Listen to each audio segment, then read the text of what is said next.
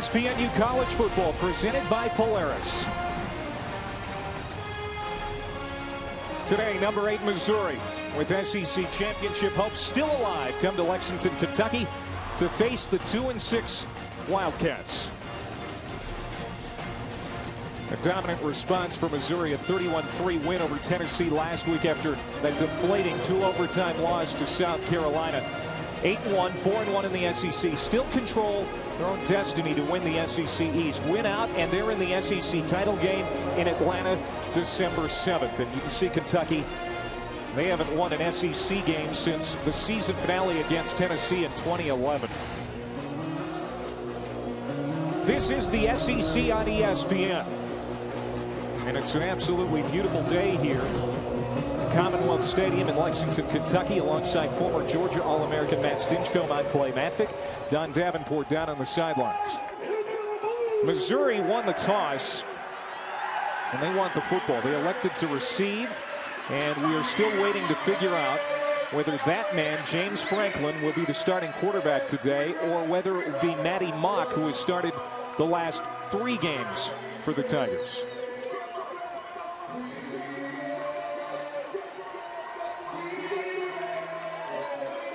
Joe Mansour has it on the tee. Marcus Murphy is back deep for Missouri to return this kickoff. And we are underway in Lexington. Murphy, one of the best return men in the country. Tripped up just short of the 30-yard line. And a drum roll, please. Franklin or Mock? It's going to be Maddie Mock. Again, Gary Pinkel very tight-lipped on this today, Matt. Well, Gary Pinkel's kind of sensitive about injuries in general, but Maddie Mock, I think, makes a lot of sense. He shared with us, Coach Pinkel did, that Maddie Mock took the reps with the first team all week long. If you're not good enough to be the first stringer in practice, then you're not good enough to come out and start in the game. 3 wide to the top, 1 to the near side. Henry Josie, the lone setback. Out of the gun, Mock throws it out, and it's complete. Caught by Marcus Lucas, the reliable veteran. And pick up 1 yard. Bring up 2nd down and 9 as you take a look at Mock. As Missouri started 2 wins, a loss, and a save, to use baseball terms, against 4 ranked opponents, no less. Yeah, he's faced pretty stout competition versus what James Franklin had seen, and acquitted himself well. 2nd and 9, plenty of time to throw. Goes up top for those big receivers. It's underthrown. LaDamian Washington can't make the play. Fred Tiller, the corner, number 3 in coverage. And those receivers are huge. It's not uncommon for Mock or James Franklin, when he's in there, to just throw it up and let those big guys make a play. Oh, you throw it high. I mean, literally throw it high. These guys have the size advantage virtually over any corner that's going to line up across from him. Tiller, you saw moments ago, was limping, and now he just went down. He has really stepped up his game in recent weeks for this Kentucky secondary, but he's got a leg injury, it appears. Fred Tiller was the one that was in on the coverage versus LaDamian Washington. You know, these are matchups to pay attention to, of course. We mentioned the size differential. You see LaDamian Washington, the length that he has over Tiller. And it looks like if they're working on his right knee, I wonder if it didn't get jammed after his left knee went down initially in that coverage. And you could see, you know, as he was headed back up to his position to line up for the next snap. Well, there's been some controversy, Clay, recently with guys just dropping from injury right before an offensive snap is made. But I think Fred Tiller was smart. You go down and get off the football field rather than try to play a snap injured. It's a young, inexperienced defense, which has been maligned most of the year. They can't afford too many guys to go down. 3rd down this year, Missouri nearly 47%, 4th best in the SEC. They've got a 3rd and 9 here on their opening possession. Kentucky's got their dime package, 6 defensive backs to try to deal with the 4 wide receivers that Missouri's deploying. Maddie Mock making his 4th straight start, trying to convert, being chased from behind, hit as he throws, got it complete to Henry Josey. He's got the first down out across the 45 and down at the 46-yard line. A 16-yard pickup as Mock looks smooth. Mock did a great job of keeping that play alive. We talk about the QB run, the mobility, though, and it plays a role in the passing game as Za'Darius Smith was chasing him down. Quickly, another pass shot into the flat to Lucas. As Missouri wastes no time getting that snap off. Cody Quinn, who's now in there for Fred Tiller, made the tackle. And another man is down. This time it's Nate Willis, the other corner for Kentucky. He moved over to the other side when Tiller came out. Quinn came in. And now Willis is down. And, you know, it goes without saying, Kentucky can ill afford to be down even one corner, much less two. Nate Willis was another name that in meeting with Coach Stoops and DJ Elliott, the defensive coordinator, that they needed him. You see the pressure that Za'Darius Smith was able to get, beating protection, and Mock just keeping things alive. And Henry Josey, who would have otherwise been covered by Khalid Henderson. Henderson came up to try to make a play. See number 22 there in your screen on Matty Mock as he was rolling out.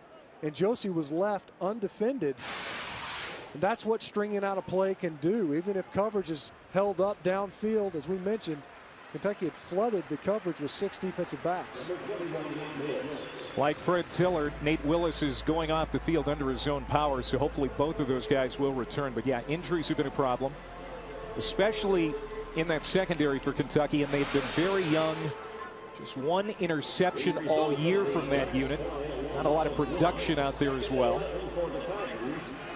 It's hard to see what the injury would have been unless it was just his left leg that was hung up underneath Josey there at the end of the play.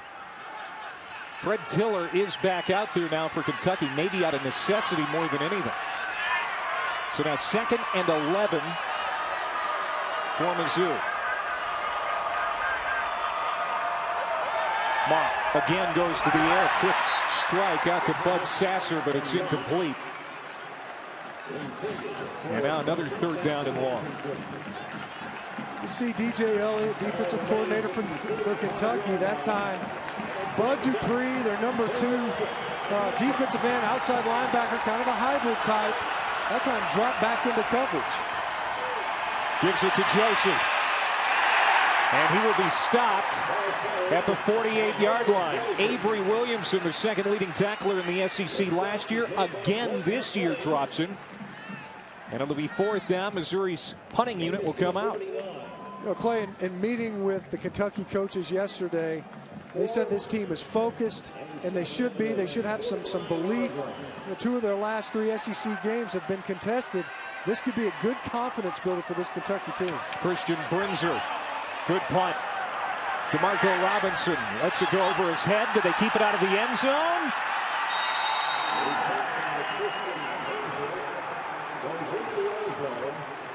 What a punt for Brinzer. 51 yards. It's going to be a touchback out to the 20. They were unable to keep it out of the end zone. Boy, I don't know.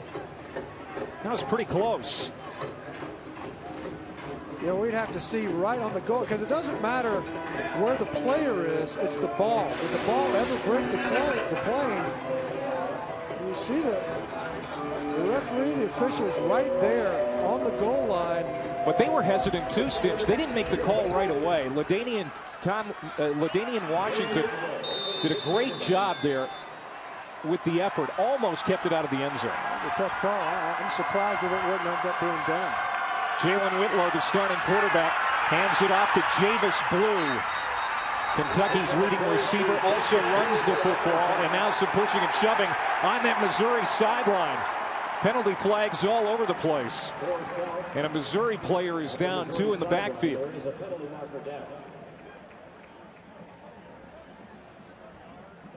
Missouri player shaken up, Ian Simon.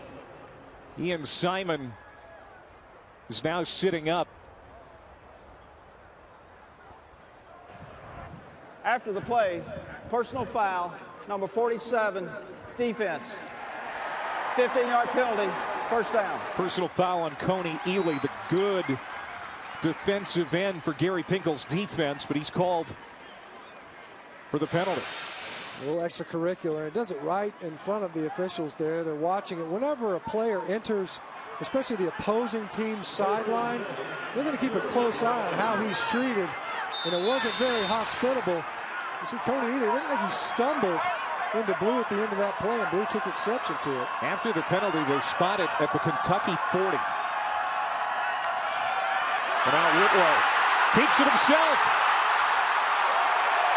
Close to the 35 of Missouri. Finally brought down by the free safety, Matt White. And Matt, that is exactly what Mark Stoops said they needed from Jalen Whitlow today against Missouri. This is the element that Jalen Whitlow brings to the offense. This is what they want out of their quarterback position, is the running threat. You gain a blocker, you're minus a defender if your QB can run as well as Whitlow can. 25-yard run. Now he throws, complete to Robinson. And that's a gain of 7. Whitlow has basically taken over the starting job. He had been rotating with Maxwell Smith, but after that South Carolina game where he really looked good, it's been his job. And that's the kind of throw that they wanted him to be able to make. He's going to be better with the intermediate routes, being accurate and delivering the football on time. Now Raymond Sanders, the veteran of that Kentucky backfield, a first down inside the 25. It's a gain of 5. They'll move the chains. And right now, with Kentucky, Missouri's doing a good job versus the run, partly because they see so many pass attempts. Their offense jumps out on the scoreboard versus their opponents. But Kentucky opening up some rush lanes in the ground game.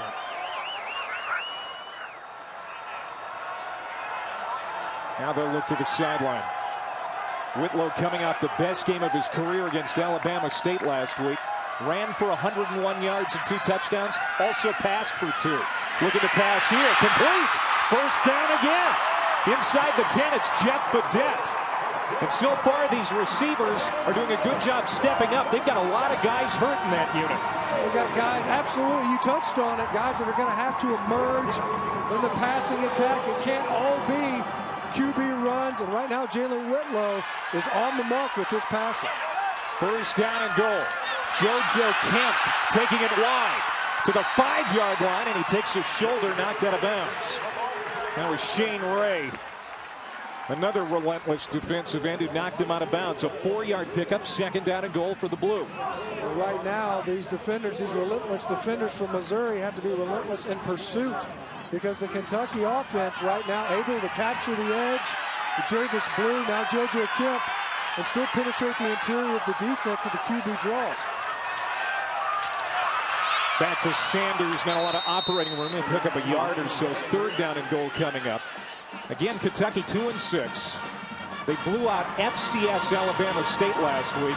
Now, I know it's an FCS opponent, Matt, but Mark Stoops said, we got a lot of confidence just from getting another victory.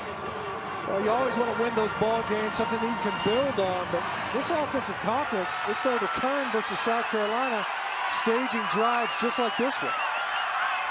They play the drive. Whitlow out to the flat, underthrown, intended for JoJo Kemp. Incomplete. Randy Ponder was closing quickly. And it'll be 4th down, and the field goal unit will come out. So the drive stalls inside the 5-yard line. But still something that this offense is going to build on and build around for the balance of this ball game. That play, we talked about how much pressure Missouri's been able to get, but a clean pocket so far for Jalen Whitlow to operate. 21-yard attempt for Mansour.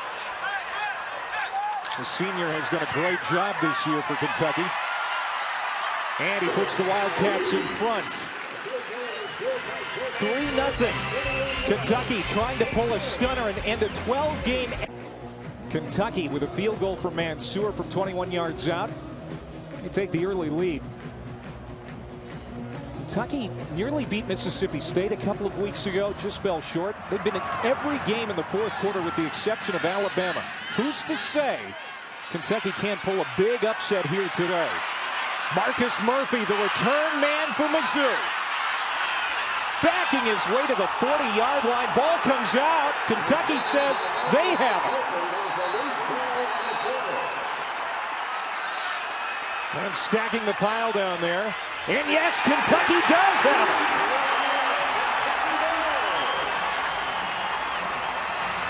Clay, you touched on it. What says Kentucky can't win a game like this? Right now, Missouri has come out flat on offense and defense. We hit on what a great pressure team they've been. No pressure on Whitlow. Watch this strip. The ball comes popping off. Murphy, another great return. But you see there, great job of hatcheting the ball out.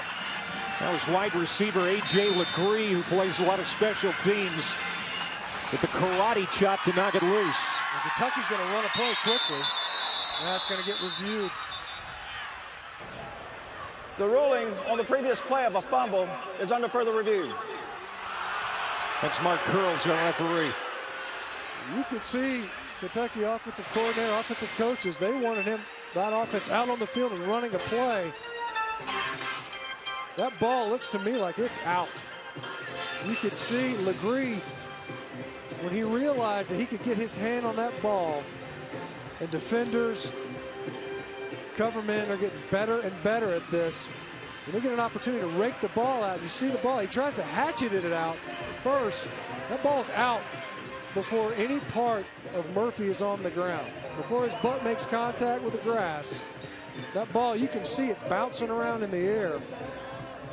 Right before, I think that I'm keeping in mind too that the ruling on the field was that it was a fumble. I don't see anything there that would indicate any type of overturning that ruling. Mike McGinnis is the replay official today. He's the one that's going to make this call. And here comes from Mark Curls. After further review, the ruling on the field is confirmed. First down, Kentucky. So you come out flat on offense. You get a personal foul that sparks a drive for a Kentucky offense that gets down the field, comes away with 3 points, and then a special teams turnover. These are the types of ingredients for a team on the road that's otherwise got the best record in the East Division. If it just doesn't tighten up, it's exactly the kind of start that the Kentucky Wildcat team needed. 9th fumble recovery for Kentucky this year. That's second most in the SEC. Whitlow will keep it himself.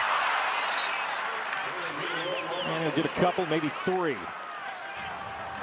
E.J. Gaines, the talented corner from Missouri, made the tackle. Whitlow, a nagging shoulder and an ankle injury this year, forced him to miss part of the Mississippi State game, some of the Alabama game. But he is their best option at quarterback, according to Mark Stoops. Pumps, now goes down. Marcus Golden, number 33, shooting in. It's a loss of 8. He is just a pure power rusher. And the challenge is he's matched up with a running back, Cody Jones, number 43, trying to protect against a proven pass rusher, and Missouri has got a ton of them. They can just roll guys in and out. Some of them are a little bit better of other things than the others, but Marcus Golden, one of the more physical ones, and this has been a troublesome down for obvious reasons for Kentucky with the average distance to go of 7.5 yards. And this time they need 16. It's Raymond Sanders. He had some of it back, but not even back to the original line of scrimmage. 4th down, Kentucky will have to punt. With that said, here we are, 8:20 to go in the first quarter. Missouri's had the ball once, and they weren't able to do anything with it. Opportunity to flip the field, because otherwise Missouri maintains possession on the kickoff return. They've got excellent starting field position. At the very least, a chance to pin Missouri deep for their offensive possession, only the second one of the game. A little bit of a missed opportunity for Kentucky off of the special teams turnover. Murphy back again to return this punt, this time calling for the fair catch. And he handles it at the 13-yard line. Matty Mock and Missouri will try to get something going right now. They've been flat so far here in the Bluegrass. Tiller, he ends up just jostling all the way down, and then tosses Fred Tiller upfield to create the space he needed to make that completion. A well-thrown ball by Matty Mock. Russell Hansbrough put it on the ground. He's tackled in the backfield by Trayvon Pascal. That's the second fumble for Missouri. This time they're able to recover. Well, interesting, ball handling. And I don't know if Matty Mock was just a little too quick to head up field, and Hansbrough didn't know if he had the ball. A lot of that in that zone reads, it's difficult, but he certainly bobbled that handoff. Yeah, he didn't fumble it. It was just a juggle that Hansbrough was able to recover. But now 2nd and 19. Mott looks to the outside, complete to Lucas. And Cody Quinn steps up, knocks him down, so to bring up 3rd down and long. As Missouri's had a lot of 3rd and longs here early. James Franklin on the sideline. He's missed the last 3 games with a shoulder sprain. Coaches say he's getting very close to coming back. If this gets any worse for Missouri offensively, where they continue to struggle, is there a chance we see him today? It'll be interesting to see. I don't know if Kentucky can be as big an offensive threat that would warrant that, knowing that this Missouri offense could explode at any moment. Now Mott being pressured. Incomplete. 4th down. Trayvon Pascal was breathing right down Matty Mock's neck. Well, they might explode right now. They're imploding offensively. Kentucky doing an excellent job getting yardage lost on defense, getting into the backfield. You mentioned Trayvon Pascal. He's unaccounted for in the blocking scheme. Bud Dupree also able to get upfield in Matty Mock's face. He's mobile. But right there, excellent pressure to create the throw. 2nd punt for Bringser. And a fair catch by Robinson at the 17-yard line, a 37-yard punt. Michigan, Pittsburgh hosting Notre Dame. Notre Dame still in the BCS hunt. Kentucky starting this drive from the 17. Jalen Whitlow keeps it himself to the 21. That was a design quarterback run. It's a gain of 4. And now he is slow to get up. Bonner and Wilson converged on the tackle. And this is a guy, again, who has been injured throughout the season. When he's been in there, this offense has looked pretty good at times. The last thing Mark Stoops wants now is for his quarterback to get hurt. He'd have to bring Maxwell Smith in, and it's just not the same offense, though. Well, he's not coming out of the game. I mean, you could see Jalen Whitlow was looking to the sideline, being pretty demonstrative. I think he's injured his hand. His coaches didn't even hint at subbing him out. 2nd and 6. The blitz is on for Missouri, and he is down. Whitlow sacked by Bonner, the strong side linebacker. That's a loss of 7. Whitlow on the previous carry. I don't know if it was the attempt to get the ball out that injured his hand. Didn't look like he took a shot. But Missouri brings 6. And Kentucky only picks up 5. Bonner coming from his linebacker position. Something that doesn't happen often. This is one of the better pressure fronts of their 27 sacks. 26 of them have come from the defensive front. That time, Dave Stecco getting home from the 2nd level. 2nd sack today for Mizzou. Again, they lead the conference. Completion there from Whitlow to Jordan Ahmiller, the tight end. Another guy that Mark Stoops said is going to have to step up because of the injuries at receiver. A gain of 13. And the spot is just short of the 1st down marker. Man, I tell you what, that spot, a little chintzy, I think. They're going to measure anyway. Looked like he picked it up initially.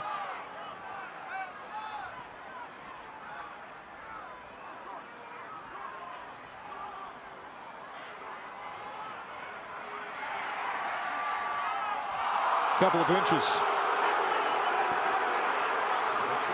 Well, Clay, we talked about this with the coaches yesterday.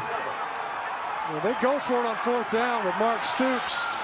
And he says part of that's a function of their difficulty on 3rd downs, 3rd and longs. We talked about it. Their average 3rd down is 7.4 yards. But they've gone for it 21 times this year. Only 8 teams have gone for it more often than Kentucky has. And offensive coordinator Neil Brown knows that his head coach has got his back. If you don't get it on 3rd down, he'll give the offense a chance to convert.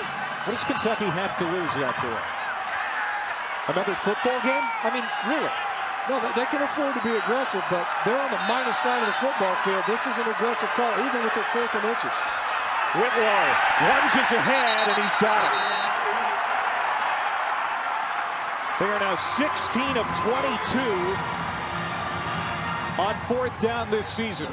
And part of what makes it, you're saying, oh, it's 4th and inches, but you've got a quarterback that just a moment ago shaking his hand like it's injured in an obvious QB sneak situation. They're able to convert, though.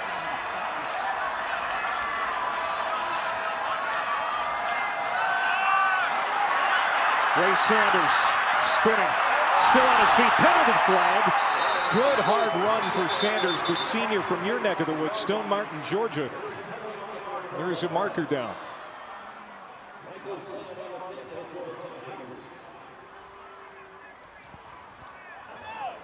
Holding, number 86, offense. 10-yard penalty from the spot of the foul. Replay, first down. That's the tight end, Miller. Miller makes the catch earlier. This time, as they capture the edge, you see Miller here. I'll tell you what, he's got a handful of cloth, but that guy was blocked up pretty good. Might not have been necessary, negated what was otherwise an excellent run by Sanders on the 2 spin moves. But Kentucky proving that they're able to capture the defensive front's edge and get to the perimeter in the run game so far. Penalty puts it at the 9, checked at the 24-yard line. So 1st and 14. 3:40 to go, opening quarter. Whitlow. It should have been caught by Miller.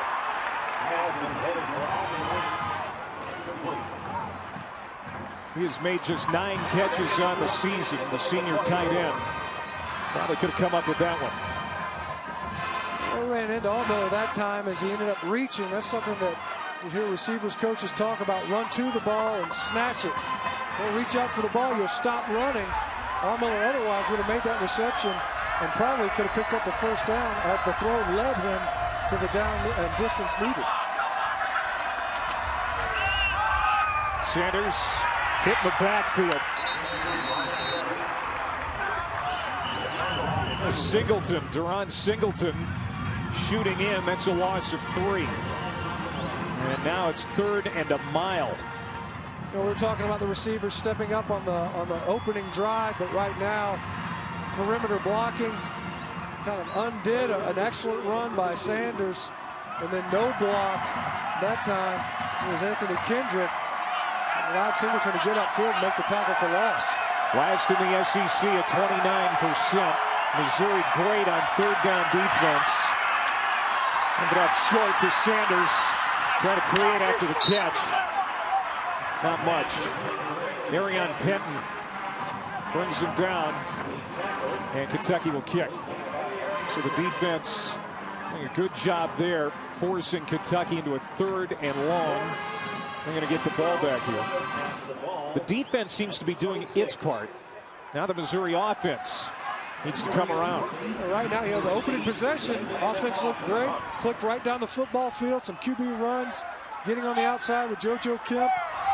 But the past 2 possessions, one off a turnover.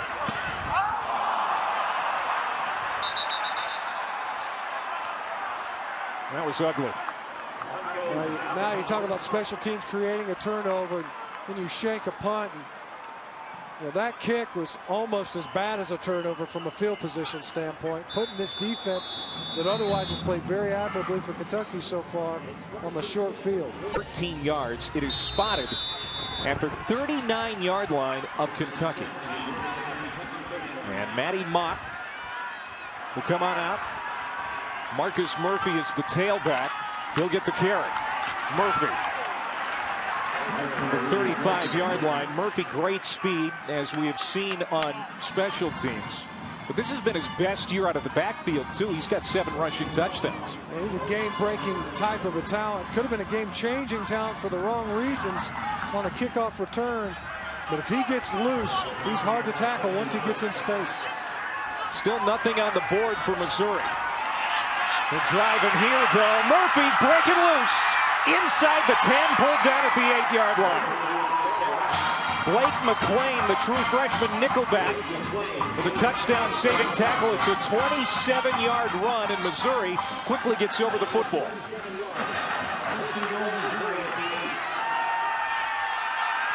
They send 3 wide to the near side. Mock looking to the end zone, lobs it up. Dorial Green-Beckham, touchdown, penalty marker to boot. Is a touchdown, Missouri. Nate Willis will be called here for the pass interference. Number 21, defense. Penalties declined. Touchdown. That's the call. And it looks like Missouri just said, enough messing around here. Let's get it in the end zone. Well, you know, the defense for Kentucky gave this Kentucky offense 2 opportunities of getting the ball back. And they're unable to capitalize. You know, it was a penalty, really, that slowed down and derailed Kentucky's previous offensive possession. And you give a Missouri offense a short field, and they're going to be able to capitalize. Andrew Baggett comes on for the extra point, and Missouri has its first lead. Dorial Green-Beckham, his catches have been down since James Franklin got hurt. They wanted to get him more touches today, and that'll... And you're talking about a size differential with athletes like this that are able to go up and make a play in the air. We mentioned just throw it high, and you're giving everybody a chance. Javis Blue bobbles it in the end zone. Now he's coming out with it.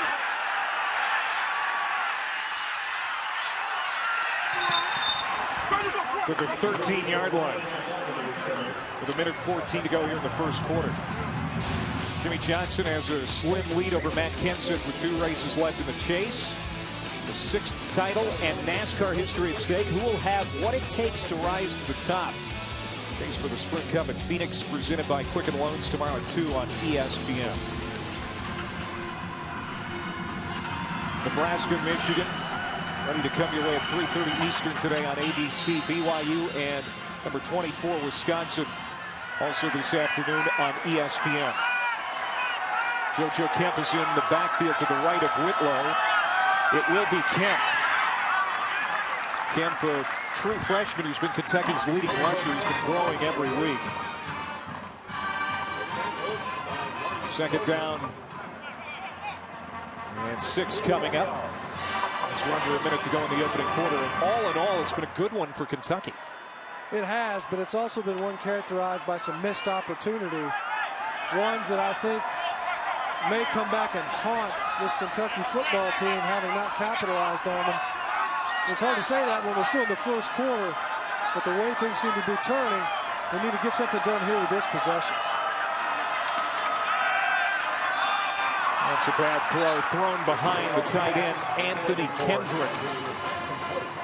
And now 3rd and 6. Whitlow 6 of 9, 47 passing. You know, this is the predicament that this offense has faced all season long. 7.4 yards. Today the average has been 12.3. Penalties, lost yardage plays, sacks, tackles behind the line of scrimmage. We've already seen 1 attempt and conversion on 4th down, and it's because of this type of down and distance on 3rd that creates those situations. Whitlow steps up, tripped up. 4th down is Coney Ely. Got him by the shoelaces. It's a loss of 3 on the play. Ely is always in the backfield. He leads the team with 13 quarterback hurries coming in. On 3rd down, what Missouri likes to do is they'll put their best pass rushers in there. Their best pass rushers are a defensive end. That time, Coney Ely, something we documented in the open, is lined up a defensive tackle. That means you're lining up one of your best pass rushers against probably the weakest portion of this Kentucky offense at left guard. End of the first quarter, Matty Mock, his 4th straight start, trying to deliver his 3rd win in 4 tries for Mizzou. They lead at 7-3 after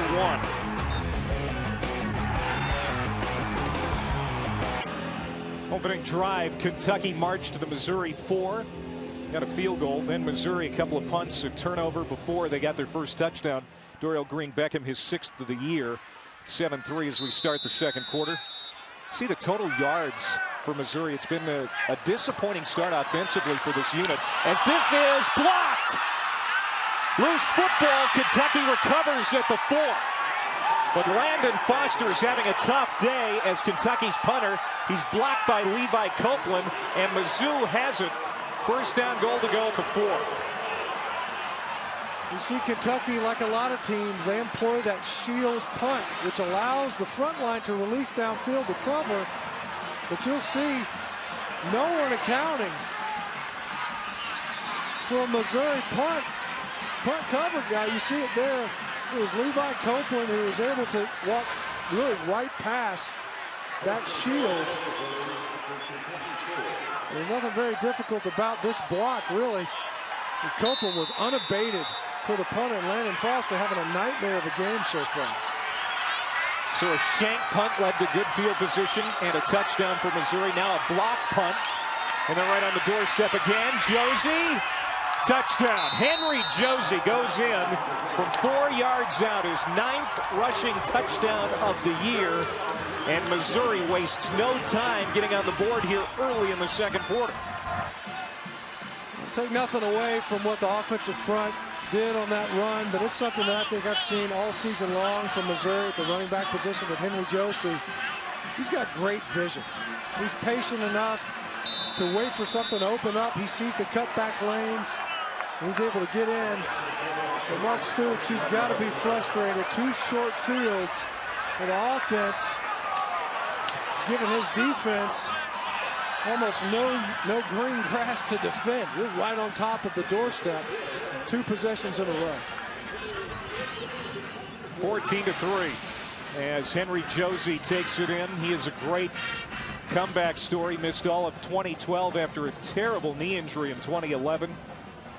He is another key to Missouri's resurgence this year. We've talked about the quarterback. We've talked about the offensive line, how much improved the defensive line is because of health.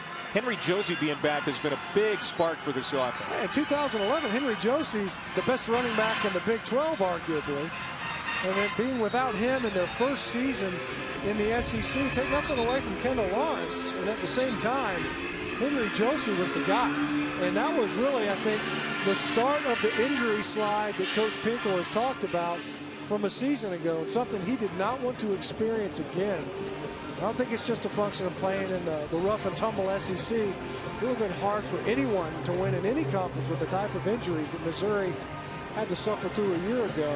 When we talk about the resurgence of this offense, the skilled players around Matty Mock and what has enabled him to still enjoy success, filling in for James Franklin, offensive line's healthy, and you've got a healthy running back who can prove to be a very effective, if not very good, runner in the ground game. Baggett bangs it through the back of the end zone. Bring it out to the 25. Game summary. Here is that shank punt from Foster. Just a 13-yarder. Short field. Dorial Green Beckham, the touchdown, his 6th of the year. Then moments ago, the block punt right off the foot of Foster by Copeland. Short field. And from 4 yards out, it's Josie. So now is this Baylor? What are we looking at here? 3 plays, 39 yards, 51 seconds. 1 play, 4 yards, 6 seconds. The last 2 scoring drives for Mizzou. The difference is Baylor covers like 70 yards in that amount of time. That's true. All right, Jalen Whitlow, incomplete. Boy, Jordan Aumiller had no room to work there. Deron Singleton was in the coverage. So was Braylon Webb, the strong safety. Well, right now, for Kentucky, after having such a strong offensive start, really no rhythm to what they're trying to accomplish with the offensive side.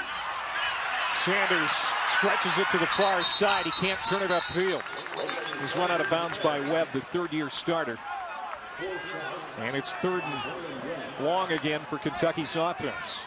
This offense, which is a version of the air raid, hasn't had much raid in it this year.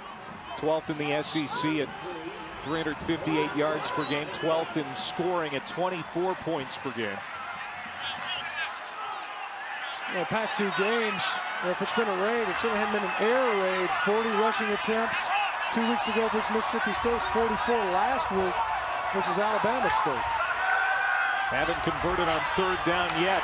They do here. Complete to A.J. Legree. Just his 5th catch this season. He struggled with drops early in the year. Makes that play for a 1st down out to the 43. He's having a good day. He stripped that ball on the kickoff return and then makes this catch. Jalen Whitlow afforded some time to deliver versus a three-man rush. Back to the ground, and Kemp across the 45. Kemp made a tough decision last week. He missed his grandmother's funeral in Florida to stay back and play against Alabama State. Well, I know it's only a three-man rush, but there's two pretty good ones. Look at all that space. Jalen Whitlow has time to see downfield, allow routes to develop. Missouri plays a lot of zone coverage. If you afford the time, you can find it. Whitlow ran into Kemp, and then Lucas Vincent ran into Whitlow. Lucas Vincent, the nose guard for Missouri. That's the third sack for this Missouri front today. I think Whitlow was intending to run with it. I don't think that was just a play action fake. It didn't matter. We talk about how clean the pocket was a down ago. That time, Dave Steckel brought pressure. A fourth rusher was more than Kentucky could handle from inside out with Lucas Vincent. More pressure. There is Shane Ray. Sack number 4. Shane Ray, who Dave Steckel says has got the quickest first step of anyone on that D-line, brings down Whitlow, and it's 4th down. 6 pass rushers again. So you see Kentucky, they deliver the ball downfield and complete it to Legree with just 3 pass rushers. And Dave Steckel says, you know, let's not play around anymore. Let's heat this guy up. And 2 downs in a row, they're able to get into the backfield and do what this Missouri defense has done best, which is get penetration and tackles for loss. 4th punt for Foster. This time he gets it into Missouri territory. It checks up and takes a bit of a Missouri bounce. 33-yard punt.com. Gary Pinkel decided to start redshirt freshman Maddie Mock for the 4th game in a row today. It's kind of a clumsy start for the offense, starting to show signs of life now. They're up 14-3, 12:19 to go here, second quarter.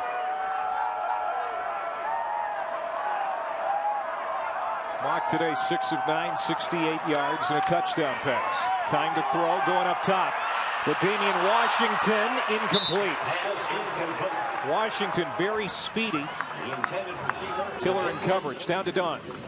You know, James Franklin might not be out there physically playing, but trust me, he is fully engulfed in this game, talking to everybody. He's watching offensively, and then when Maddie Mock comes off, he talks to him. They go over some things, even throwing some balls there on the side of the field before this possession. Thank you, Don. Here's Josie now. He can't spin away from the pursuit of Alvin Bud Dupree. Franklin probably could have played last week. Stinch, that separated right shoulder. It's been a month now since that injury happened. He's had time to recover, but Gary Pinkel's playing it safe. I think it's smart, and I don't know how conservative it is to leave Maddie Mock in there, as we've talked about. Maddie Mock's played very, very well in relief of James Franklin, maybe coming off one of his better performances a week ago in a run-intensive offensive game plan versus Tennessee. But he's done an excellent job. The completion percentage isn't near what it was under Franklin. We've got to keep in mind the type of defenses that the freshman has faced. 3rd down and long, complete to Dorial Green Beckham. Great play after the catch to get to the 45 and the 1st down. Wow, there were several tacklers hanging on him, but he picks up 12 yards. They'll move the sticks. We talk about just the stature of Dorial Green Beckham when he goes up for the jump ball, but the physical play to run through those missed tackles to pick up the yardage needed. Josie already has a touchdown run today, gets it to the 49. Pascal brings him down. You see where he catches this football. It's just a quick screen, and it's very well played by Kentucky. So the full 10 yards were still needed after the reception was made, and Green Beckham just found a way to plow forward like a fullback in a 6'6" body with a really good vertical jump.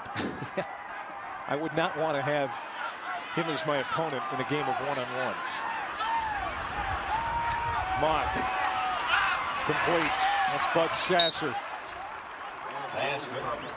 That's another 1st down for Missouri. They're top 10 nationally in 1st downs, over 25 per game.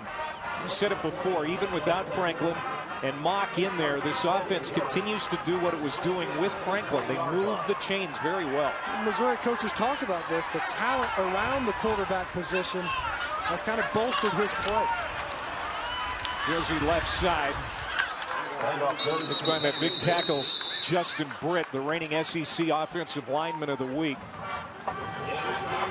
Give me a gain of 3. Britt, Copeland, Bain, McGovern, Morse. That is a good-looking unit up front for the Tigers. A sloppy exchange there from Mock to Hansbrough. It's going to be a loss of 1 on the play. Max Copeland, the left guard for the Tigers, former walk-on from Montana, a favorite of the media because he's a little eccentric. And you see, this is pregame. He got dinged up on his beak. He didn't even wipe it off. He loved the fact that there was blood rolling down his face even before kickoff. He looks like a Scottish Highlander or something. He just got done wrestling a bear.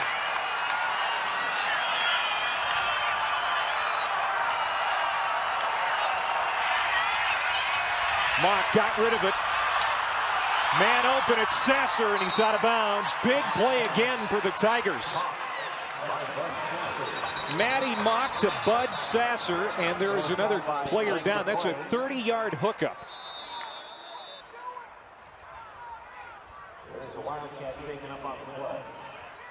Fred Tiller is down for the second time in this game. Missouri's got it. To really ramp up its production after being pretty sleepy to open this ball game. You see the play selection. 118 yards through the air now. That was their third play of 25 yards or more. 1 came on the ground, 2 through the air. That last one 30 yards to Sasser, setting him up at the 12. That's the QB draw. Mock drops back now, steps up. Great pocket presence. Gets to the outside and rolls out of bounds after taking the hit. Well, I wasn't a called QB run, but that's what you get out of Matty Mock. Well, the defense for Kentucky at the second level had voided completely outside of the frontline players. Nowhere to go with the football. He's able to pick up positive yardage. Good decision at the quarterback position by the young Matty Mock there to tuck it and run. 2nd down and 5. They can pick up a first down at the 2. 14-3 Missouri, the number 8 team in the BCS, leading to the end zone, going for Dorial Green Beckham, and he got it again. That 6'6" frame coming in so handy today. 7-yard touchdown reception for Green Beckham, his second TD catch today. So we've seen Green Beckham proving size matters at wide receiver, man. When you're out there wide, you can go up and climb the ladder. See Nate Willis. There's a lot of contact, and it just doesn't matter. You see Green Beckham. I think he possessed that football all the way through completing the catch. He signaled a touchdown on the field. And Baggett comes on for the extra point to make it 21-3. There's really no answer for it, Clay, when you look at it. You got defenders draped all over receivers. They're just unable to complete it. Green Beckham with that physical. Now, number 8 Missouri. It's a 10-play, 67-yard drive in 4 minutes and 7 seconds. Ever since that block punt, complete change in the temperature of this game. It's all Missouri right now. Chavis Blue will take a knee in the end zone. Dorial Green Beckham, Matt, you know, since James Franklin got hurt, his number of catches have really dropped off. They wanted to get him involved early and often today, and they have. Well, they've needed to. Maybe the most important being the reception, converting a long 3rd down. He's got 2 touchdown catches. Both of them were contested. Both of them where he victimized Nate Willis, who's in coverage, and he's right there in position. But the challenge is that without a second body to help, and you can't really bracket coverage versus a perimeter receiver in the red zone, Nate Willis is on an island, and that's virtually unstoppable passes. JoJo Kemp out to the 29 of Kentucky. Let's go down to Don Davenport.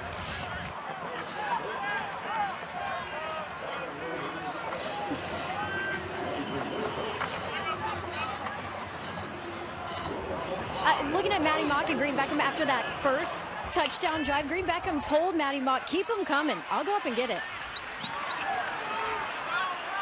You should feel confident right now. He's taken over this game at wide receiver as Dyshawn Mobley gets his first touch of the day for Kentucky at the running back spot. It's a gain of 1. And now 3rd down. That's 4 coming up here for Kentucky. Maybe 4 down territory again for Mark Stoops. Wouldn't be surprised if Kentucky runs the football again right here. Not necessarily to pick up the first down, but to make it a more manageable 4th down attempt. We've seen Kentucky do that this season. Mark Stoops not scared to pull the trigger on that 4th down attempt. Whitlow runs to the right, throws back left, complete to Jeff Badet, and he's got the first down out across the 40-yard line. Darvin Ruiz makes the tackle. It's an 11-yard pickup. Maybe a touchdown-saving tackle right there, Clay, by Darvin Ruiz. What a great, that's a well-executed play. As we mentioned, thought maybe Kentucky would keep it on the ground. But Whitlow delivered it right on time, just enough to get out an open field and pick up the yardage needed.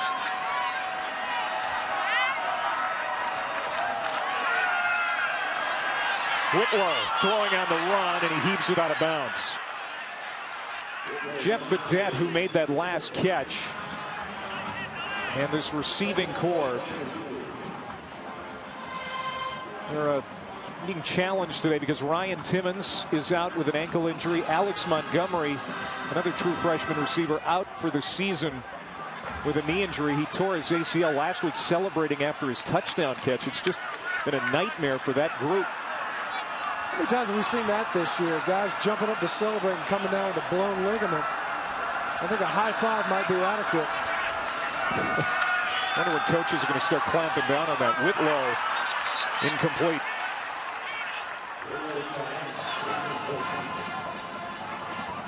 And it's 3rd down and 10. That's the real challenge for this offense, is that, you know, once again, you see Coach Stoops, he's over there chewing on it. You know, what do? I try to get some yards here and make it 4th and manageable. We've already seen 1 4th down conversion end up being squandered. But the average yards to go, that's an obscene number if you're an offensive play caller. Neil Brown's got to be frustrated by their 1st and 2nd down production. Donovan Bonner, the linebacker, coming up to pressure. The throw is incomplete, knocked down by John Gibson. Blew the intended receiver, now 4th down. Part of what makes Missouri, I think, so effective defensively is the fact that they can get home with just 4 pass rushers, allows them to play zone coverage. They're looking into the offensive backfield while receivers are running toward them, so they can break on the ball as it leaves the quarterback's hand. You see it timed up just right by Gibson to make that pass defense. 5th punt here for Foster. He shanked one and had one blocked.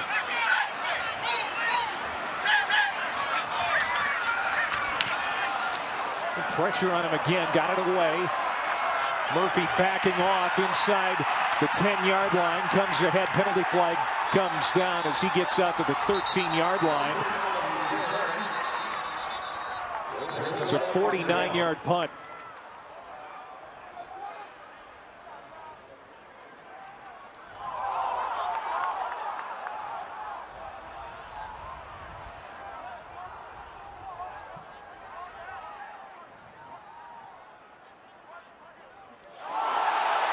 Now they are going to say this is a fumble. It looks to me like the ball. I was wondering what they were looking at, but now you can see from that replay that it did come out. You know, we were talking about during the break that Murphy hasn't had great ball security. The Kentucky defenders have been going after the ball every time he's touched it. It just gets punched out. Miles Simpson. Miles Simpson, he played a lot for Kentucky on regular downs defensively a year ago.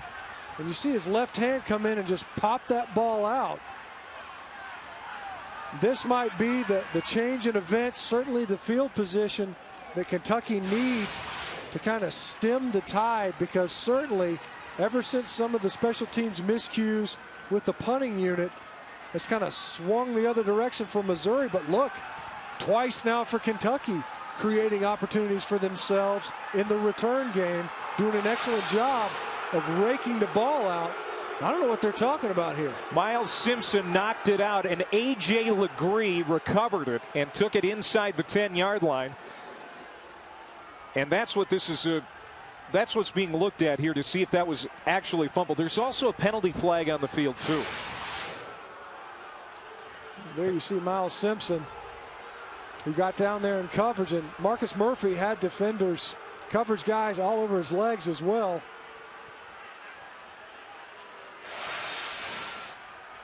Perhaps they're trying to figure out where this ball should be The spotted. ruling on the field is there are multiple fouls. There's an illegal formation on the kicking team. During the return, holding on the receiving team. The whistle was blown, blowing the play dead. The receiving team can keep the ball and have the penalty enforced for their foul. Oh, bad break for Kentucky. Wow. What a break for Missouri. An illegal formation, and the play was still, they still played the down.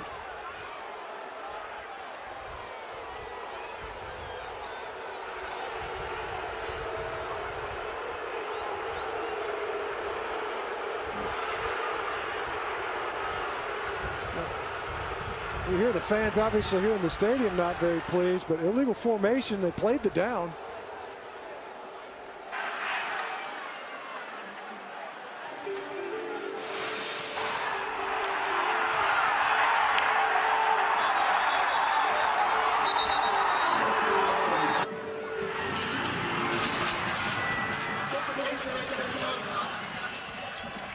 Fourth down.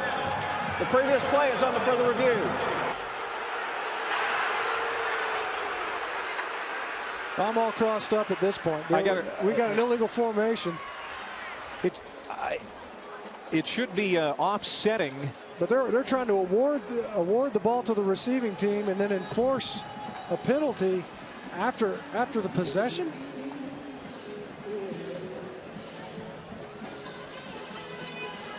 You know, the initial call he made versus Kentucky was an illegal formation. They punt the football away. There's holding during the play. And then certainly it was a fumble. I don't think there's any question about it that the ball was out.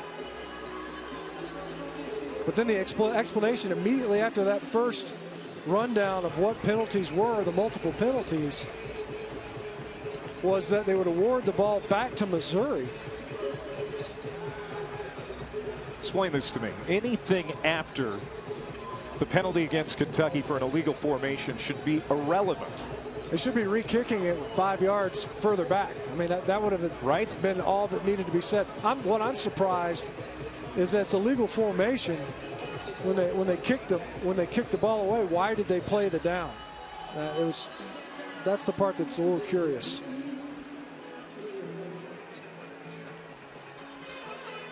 Mike McGinnis is who is talking to Mark Curls. He's our replay official today here in Lexington.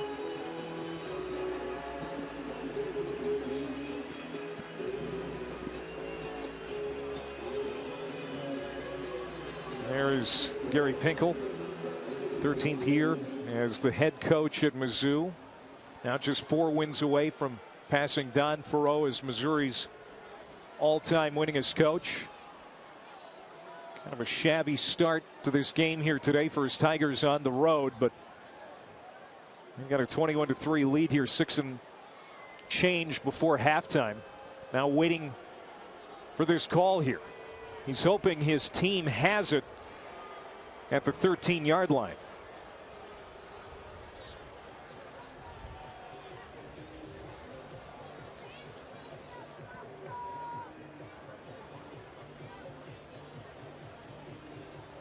I think that, you know, the best thing that should happen here is it's a re-kick. The kicking team fouled at the snap. Right. Therefore, the fact that they recovered the fumble at the end of the play, the foul's offset by rule. It's 4th down.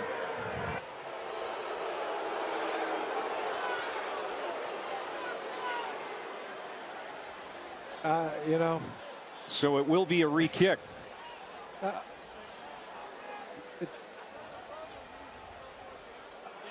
It took an awfully long time to figure out that it was offsetting penalties and it should be a repunt. Now Mark Stoops is not satisfied with that explanation.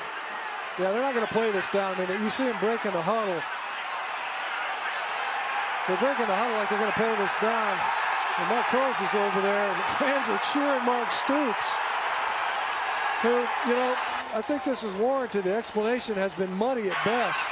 There's been a lot of conversation over what has been explained as offsetting penalties. Do know this, that Missouri's back in punt formation now. Marcus Murphy has been hooked, and E.J. Gaines is standing at the 16-yard line as Stoops continues to chew on the ear of Mark Curls. Boy, the fans here love him for that kind of display and also what he's done on the recruiting trail. He is trying to rebuild this Kentucky program. Low snap to Foster, gets it away. Let's try this again.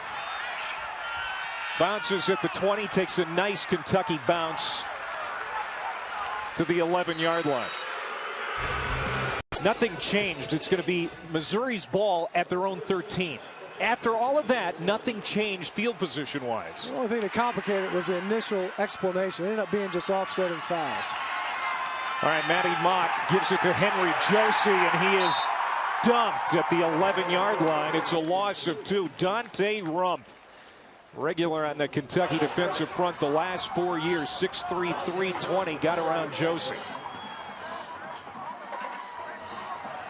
Well, right now, for Missouri, you call it a dodged bullet, if you will. Marcus Murphy would have awarded Kentucky excellent field position offensively, but here's a chance for the Wildcat defense to try to keep Missouri deep and maintain good field position on the turnover if they punt. Josie runs into trouble again.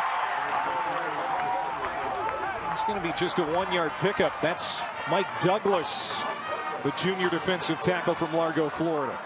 And now we're looking at a 3rd and long for the Missouri Tigers at the 12-yard line with 5:05 to go here before halftime.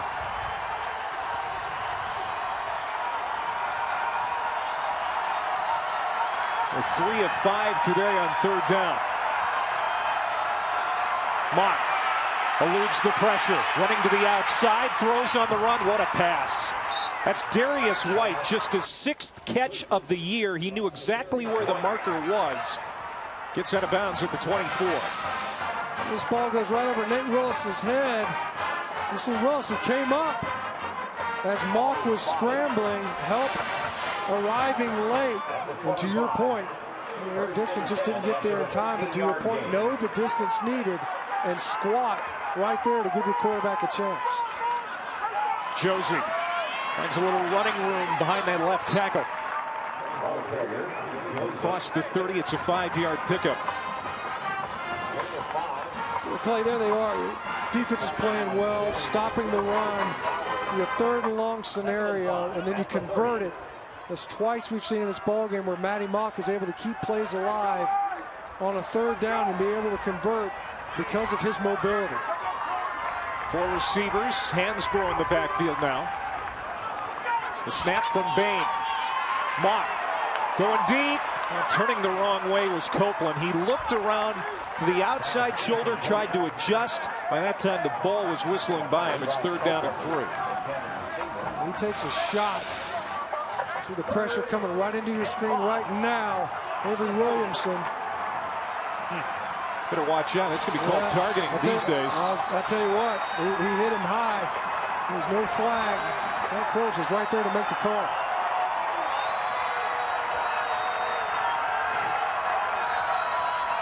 The 3rd down coming up. Play clock at 5. Mock slings it, complete.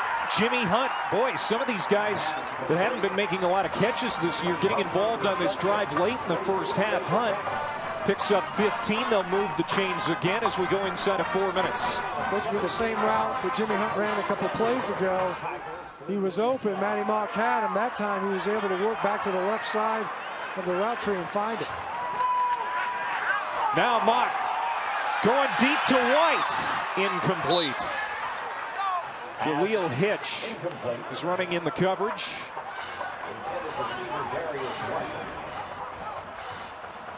Mock, who had his best game last week against Tennessee, 3 touchdown passes, passed for 163 and ran for 114. Today already 153 passing and a couple of touchdowns. Trying to get Missouri another score here before halftime.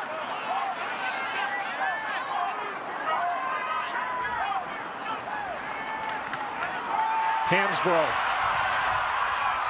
Big run to the 32-yard line. Lowry, the safety, makes the tackle for Kentucky. That's a gain of 22 as they're in plus territory now. Now look at the blocking up front, and Kentucky had committed everybody in the box all the way up on the line of scrimmage. Mock.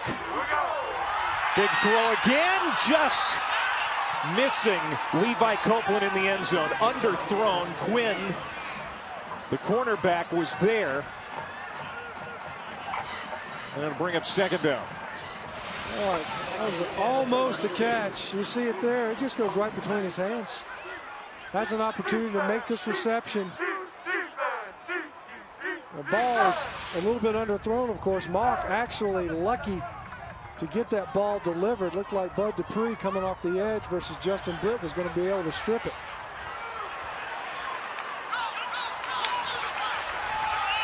Hansbrough spinning a couple of yards short of the first down to the 23-yard line. What a compliment he and Murphy are to Josie. Hansbrough's averaging 7 yards per carry. We've seen what Murphy can do. You see Josie getting a spell over there, allowing him to keep his legs underneath him. After the 9-yard pickup, it's Hansbrough again. Williamson stopped him right in his tracks. And now, after no gain, we'll see what Mark Stoops does here. Or excuse me, Gary Pinkel. 4th down and 1. I'm going to go for it. Hansbrough, 1st down and more. Oh, and he hurdles the defender to the 10-yard line. What an athletic run by Hansbrough, and Missouri sideline is hoping he didn't hurt himself. Wow, I'll tell you what. It was like he did a watermelon or something. It was without a pool. That's why you need those pads, I suppose. Hurdles the defender. Ended up landing on his back. Great job of seeing the backside cutback. You've seen guys do that into the end zone. And like he caught it flush right there on his back as he rolls over. He got some good height on that leap, but certainly he left the field injured. We talk about that's the luxury, though, of Missouri with the depth that they have at the running back position. See Greg White, who got carries last week in their 339-yard rushing effort versus Tennessee.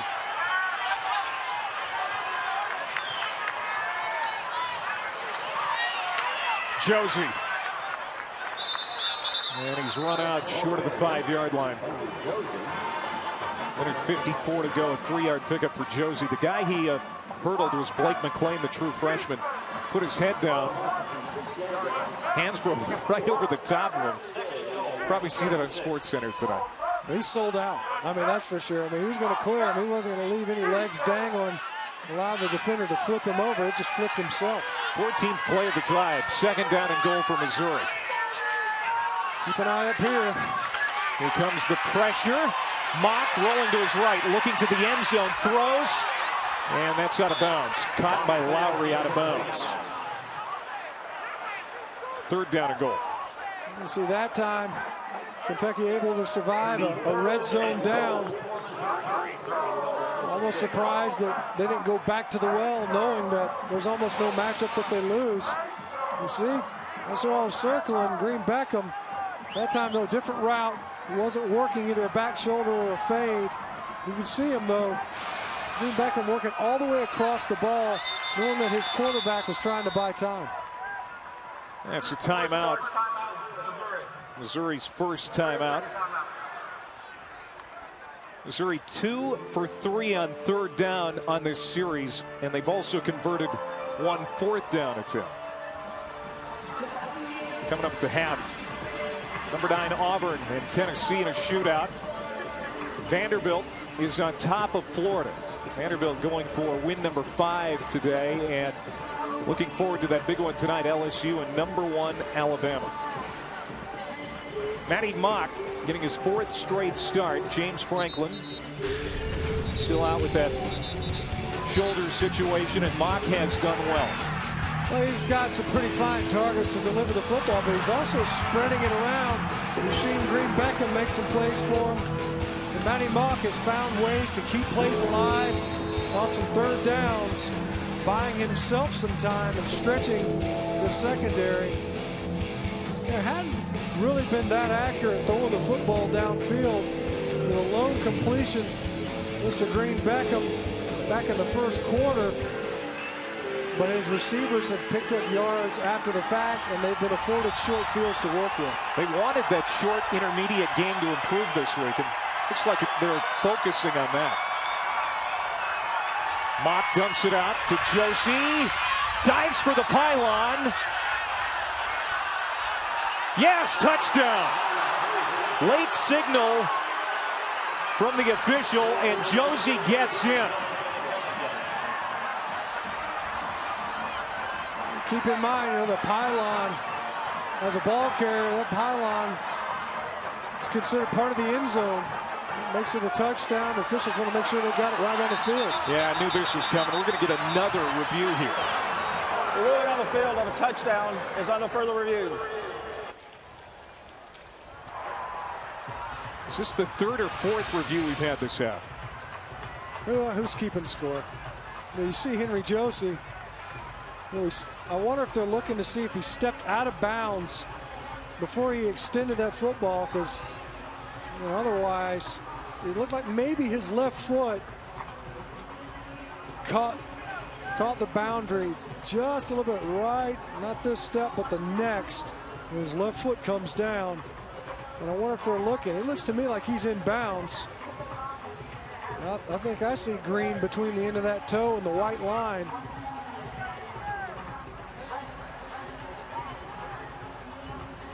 And to me, it looks like he's got possession of the football as it breaks the plane.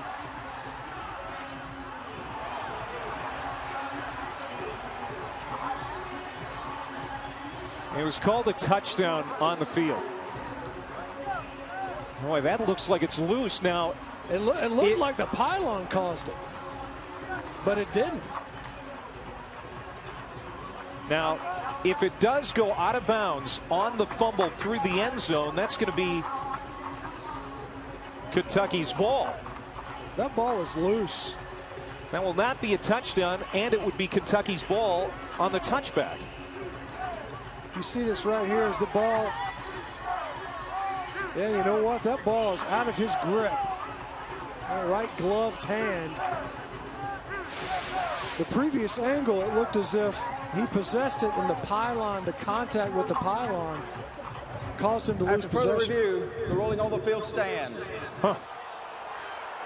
It said, that says they couldn't overturn it based on the video evidence. It stands. It was not confirmed.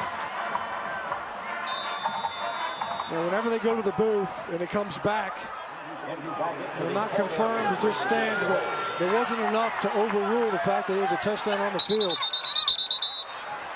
Eric Stoops is going to call a timeout just so we can talk about it. First charge timeout to Kentucky. 30 seconds. And who he's signaling for right there is not one of his players. He wants to speak with the officials.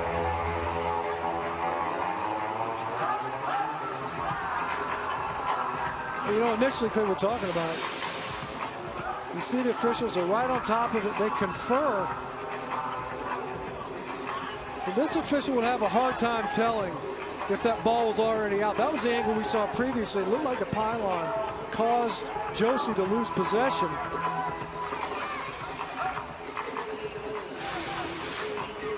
But the other official, I think, had a pretty good shot at it.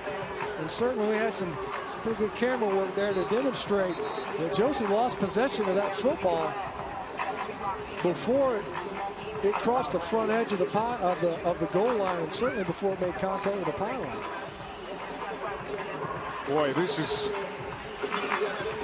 been a tough first half for Kentucky. I can imagine Mark Stoops is just very disappointed. As good as it started for the Wildcats, they had a little momentum early in that first quarter. Boy, it has quickly gone south, and now ready to tack on the extra point is Andrew Baggett. 28-3 with 1:38 to go here before halftime.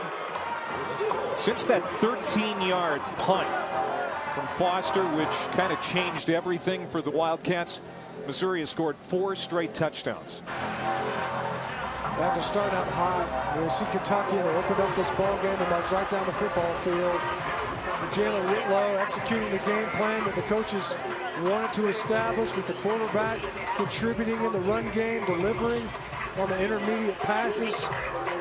But we've seen a couple of series where penalties against Kentucky kind of diffused the momentum they were able to establish. And Missouri started this game rather groggily.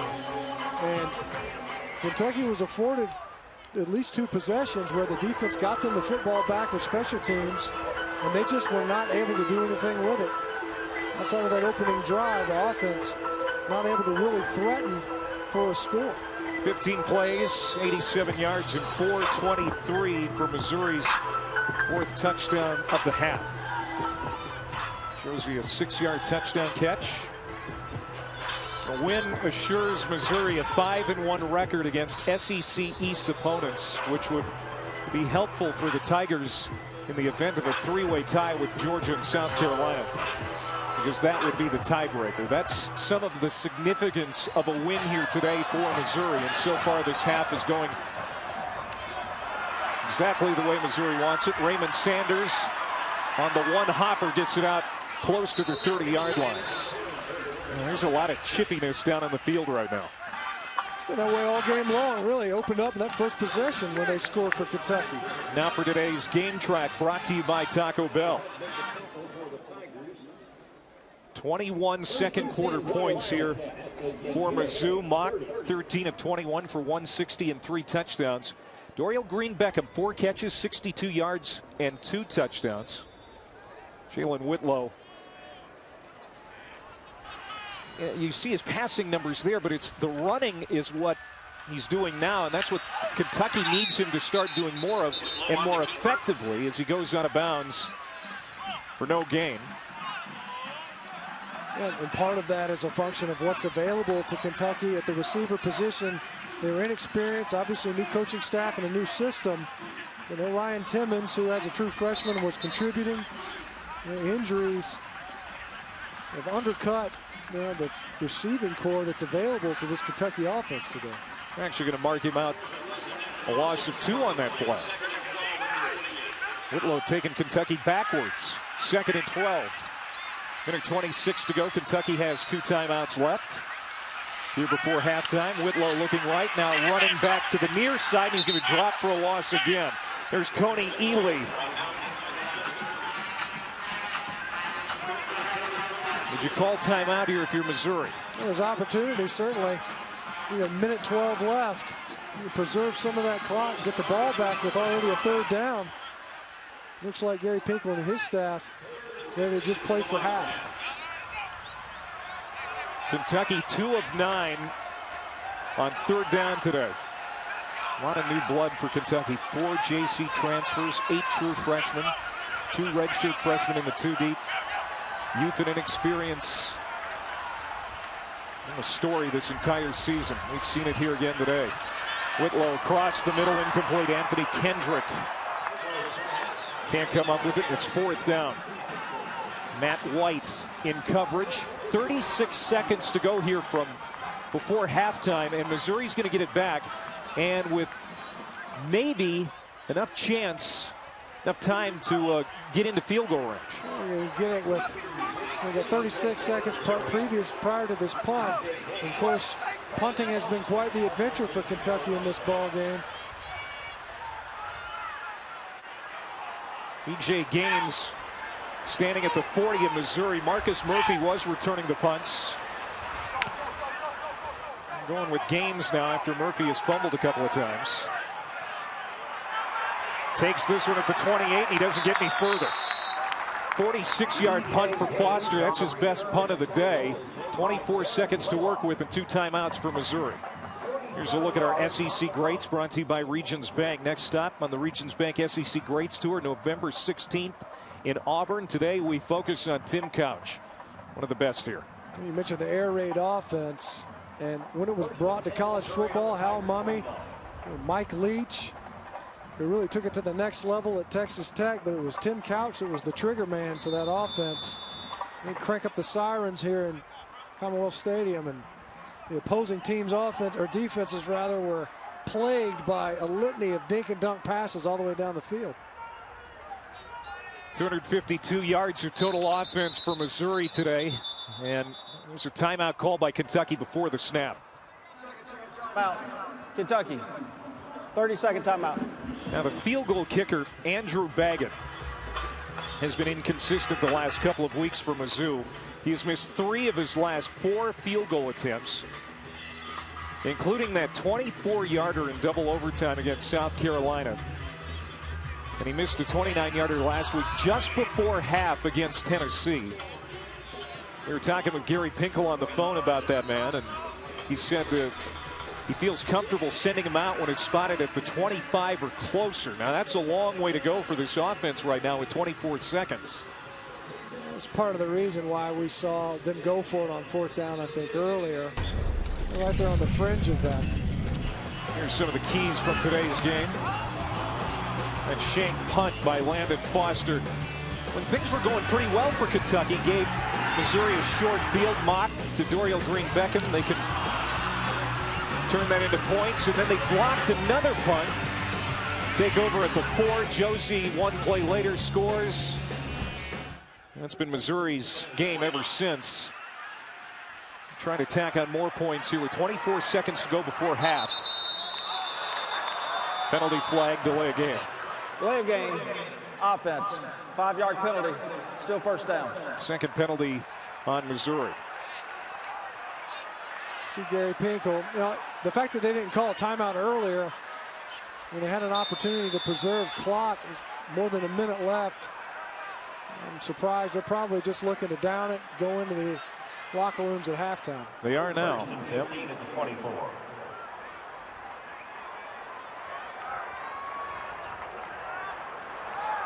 Maddie Mock, 160 yards through the air and 3 touchdowns. Probably didn't know until fairly late in the week whether he was even going to start today.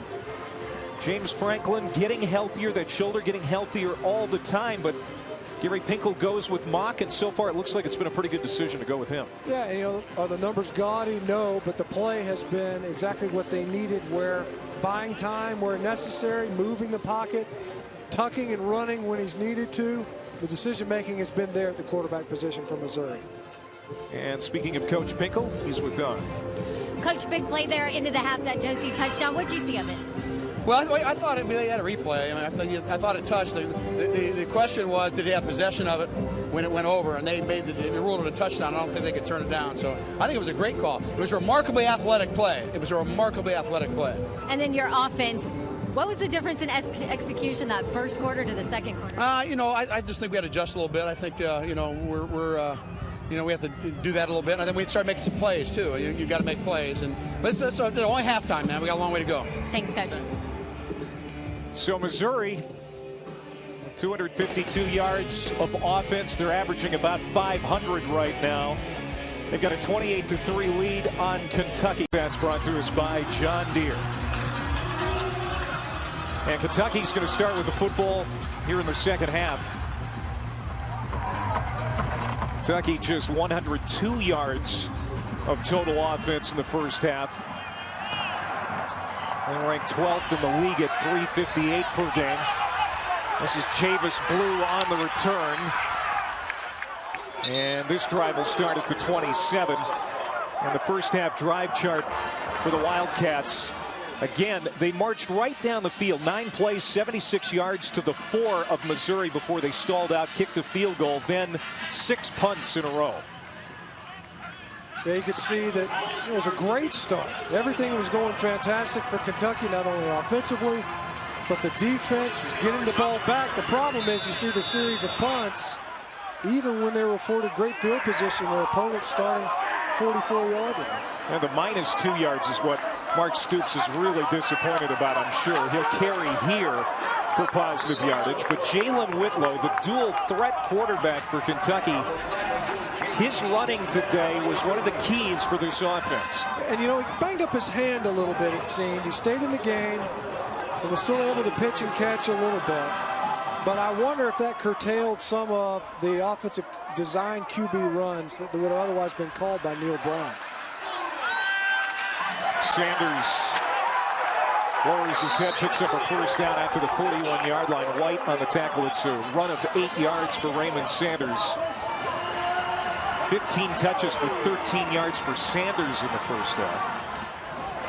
And Clay, we saw a little bit of this in the first half where Kentucky, mainly on the opening drive, but there were a few others on ensuing possessions where they were able to capture the edge of the defensive front of Missouri and get the ball carry out on the perimeter.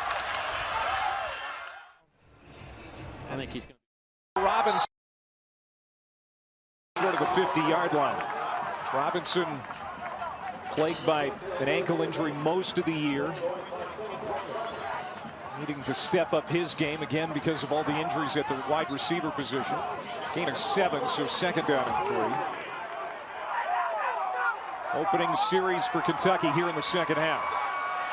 28-3, Missouri leading. Deep handoff to Mobley. He's got the first down. Dyshawn Mobley.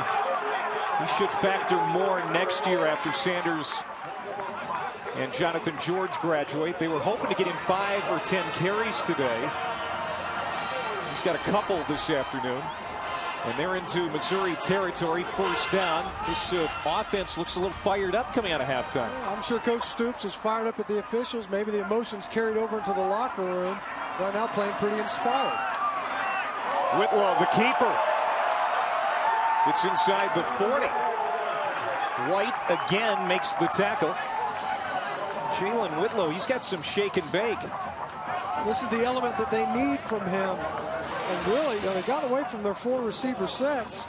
This is just a zone read. They see Coney Ely crashes down, able to get past the attempted tackle of Kentrell Brothers and get into a second and short.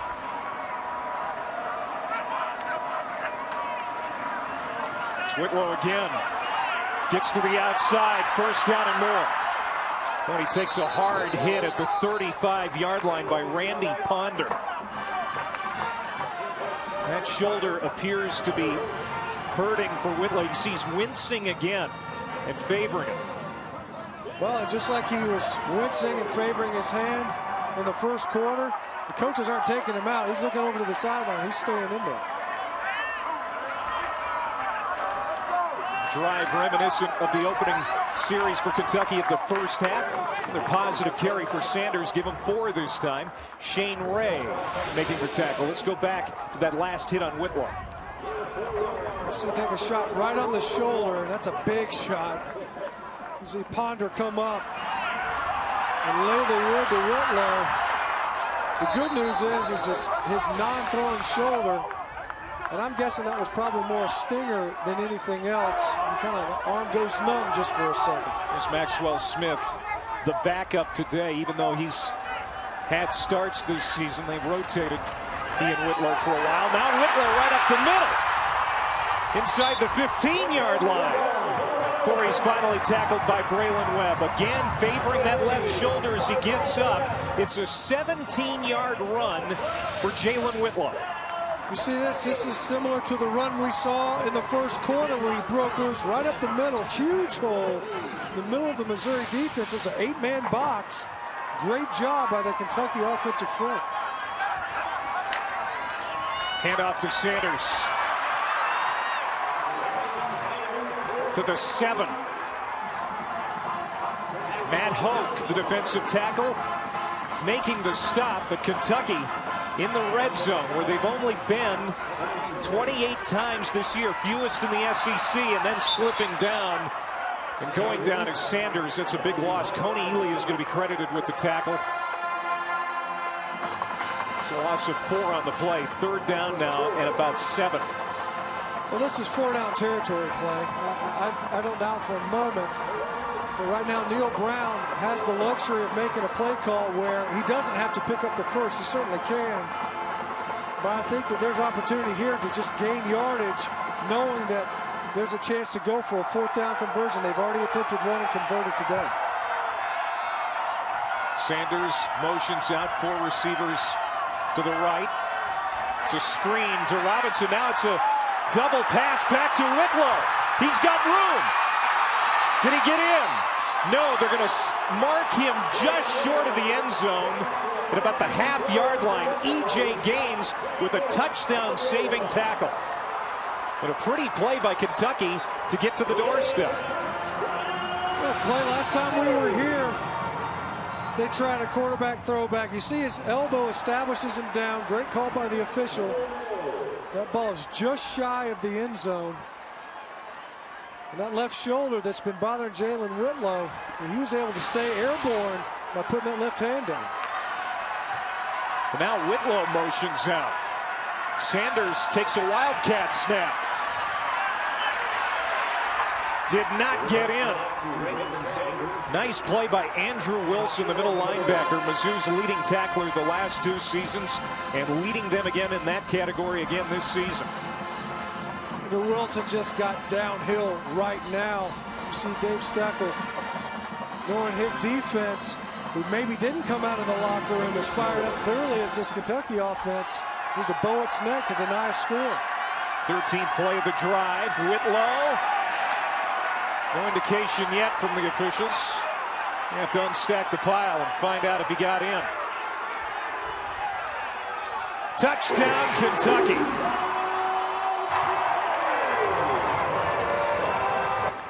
Jalen Whitlow, who only had -2 yards on the ground at halftime, 35 yards rushing on 6 carries on that drive. You see him there conferring with his play caller, Neal Brown. Look, they're probably talking to him and say, hey, is your left arm going to fall completely off? Because otherwise you're staying in this game. Whitlow did a great job gutting out that series. Good job up front as well, getting all the way down the field and getting the 6 points versus the 3 when they opened the game. Mansour Kentucky and executing the opening drive, and at the same time, Missouri kind of sleptwalk into this ball game, not only offensively but defensively as well.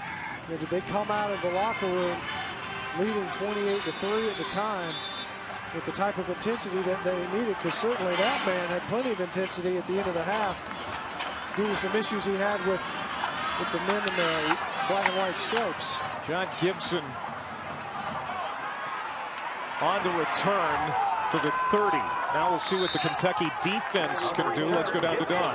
You know, Missouri's offense is tough to match up with. Coach Mark Stoops reiterating that when I talked to him at the half, but he said he will make some adjustments defensively. He said they're just getting killed on 3rd down. He thought they'd had some decent coverage, but they're just not finishing. One note, Fred Tiller, the cornerback who missed the 2nd quarter with a right leg injury, he will be back. We'll see if he can help them in that secondary. Yeah, there's Fred Tiller back out there, number 3. 6 of 9 on 3rd down was Missouri in that first half. That's what Stoops was alluding to. They'll start this drive at the 30. Mock taking a shot to Washington, incomplete. Covered by Nate Willis. Just off the fingertips. Well, that time, Nate Willis was trailing. Eric Dixon came over. That's one of the best ways to cover the size and speed of these receivers, is to have help underneath and over the top. Pressure off the edge. Get it to Josie. Gain 4, so now 3rd down. And Kentucky, Mark Stoops was saying, had a hard time getting off the field on 3rd down in the first half. This is important. Well, given the fact that the offense answered the bell here in the second half, here's the chance for this defense that was able to get the ball back a number of times to the offense in the first half to hold serve again in the second. Missouri 47% on the year on third down. They don't convert here. Lucas, the intended receiver. Avery Williamson got right up on Mock as he was ready to throw. Fourth down. And this is exactly how the game started. Well, that time, Henry Josie is not able to get over in front of Avery Williamson in time, number 20. Williamson's able to plant Matty Mock, who's taken some shots. Williamson has been able to knock the quarterback of Missouri on his tail a couple of times. DJ Elliott dialing up the pressure just at the right time. Before the snap, first charge timeout, Missouri. Missouri calls a timeout. This is reminiscent of how the game started. Missouri came out, couldn't score, had to punt. Kentucky drove it down and scored right. I always love coming to Lexington, Kentucky. He's Matt Stinchcomb. I'm Clay Matvick. Don Davenport is down on the field. SEC News and Notes. 6 teams ranked from the league in the BCS standings, including Missouri at number 8. Mississippi State, Texas A&M, 3:30 Eastern time. Johnny Manziel, he's definitely in that Heisman conversation again this year. And the big one coming up tonight, 8 Eastern time. LSU, number 13, against number 1, Alabama, barely getting that punt away as Brinzer. This bounces by DeMarco Robinson and all the way to the 5-yard line. Kentucky went after the kicker, trying to block it. Come up empty, and it goes all the way to their own 5. It's a 61-yard punt for Brinzer. Wise timeout by Gary Pinkel and his staff. Want to make sure they had the protection unit set up to get that great punt off. 5 points, guys. Auburn plays Georgia and Alabama, both at home. Tigers making things interesting, too, in the SEC. Tire rack, drive, recap. Jalen Whitlow on Kentucky's last possession, 35 yards rushing on 6 carries. Dinged up that left non-throwing shoulder. Also, a 10-yard reception down to the 1-yard line on that pass from Robinson. Now he goes back to work with the Kentucky offense, starting at their own 5. Sanders is stood up by that defensive front of the Tigers, leading the way. Matt Hoke came to Mizzou as a tight end, now a big defensive tackle. Great job by Matt Hoke, too, because right now what Kentucky's just looking to do is give themselves some operating room to get out of the shadows of their own goalposts. Matt Hoke, the last thing you want is a tackle for loss. There's not a whole lot of loss that you can incur without giving up points. A loss of 1, 2nd and 11. Whitlow wants to throw, lobs it up, deep downfield, man open, it's Sanders. To the 45-yard line, ball comes loose at the end. Are they going to rule him down? Oh, it's a turnover. It is ruled a fumble, and Missouri takes over. Darvin Ruiz recovers for Missouri. Kentucky snuck Raymond Sanders out of the backfield. You could see the pressure that was coming. Jalen Whitlow, he lofted that football just enough to allow Sanders to run underneath it. You see him, he's got the ball in the inside hand. And Andrew Wilson in pursuit, running downfield, hatcheted that ball out of there. First turnover for Kentucky today. And they give it to Mizzou in Kentucky territory. Hansbrough stretched out to the sideline. Zadarius Smith chases him down. And it's a 2-yard gain. Let's go back to that fumble. We hit on it was a tackle for loss on the previous snap. They're able to get out of the gate. Great field position. Great hustle by Andrew Wilson. From his middle linebacker position, pursuing all the way downfield. If that ball didn't have quite as much loft on it, it gets there a little bit quicker. Sanders might have been further downfield, had to slow down a little bit. So Jalen Whitlow pass. Going just the way it went in the first half for Kentucky. Get a little momentum. Yeah. They give it right back to Mizzou. Play fake. Mock now being chased, eludes the pressure from Smith, and he's going to run. First down and more. Boy, Matty Mock so impressive on his feet last week against Tennessee. He ran for 114 yards. Give him 20 there to the 21. Picked up a great downfield block, too, from 81, Eric Waters. You see once again, nothing, nowhere to go downfield, and if so, he couldn't find it. And Matty Mock, he didn't look to get out of bounds. He wanted to pick up even additional yardage after it seemed like the first down had been secured. This is the third time that Missouri has started a drive inside Kentucky territory. The other two resulted in touchdowns. Play clock to 4. They get it off. Mock pumps, lobs it up. What a catch by DGB. Touchdown number 3. He looked like Randy Moss on that play.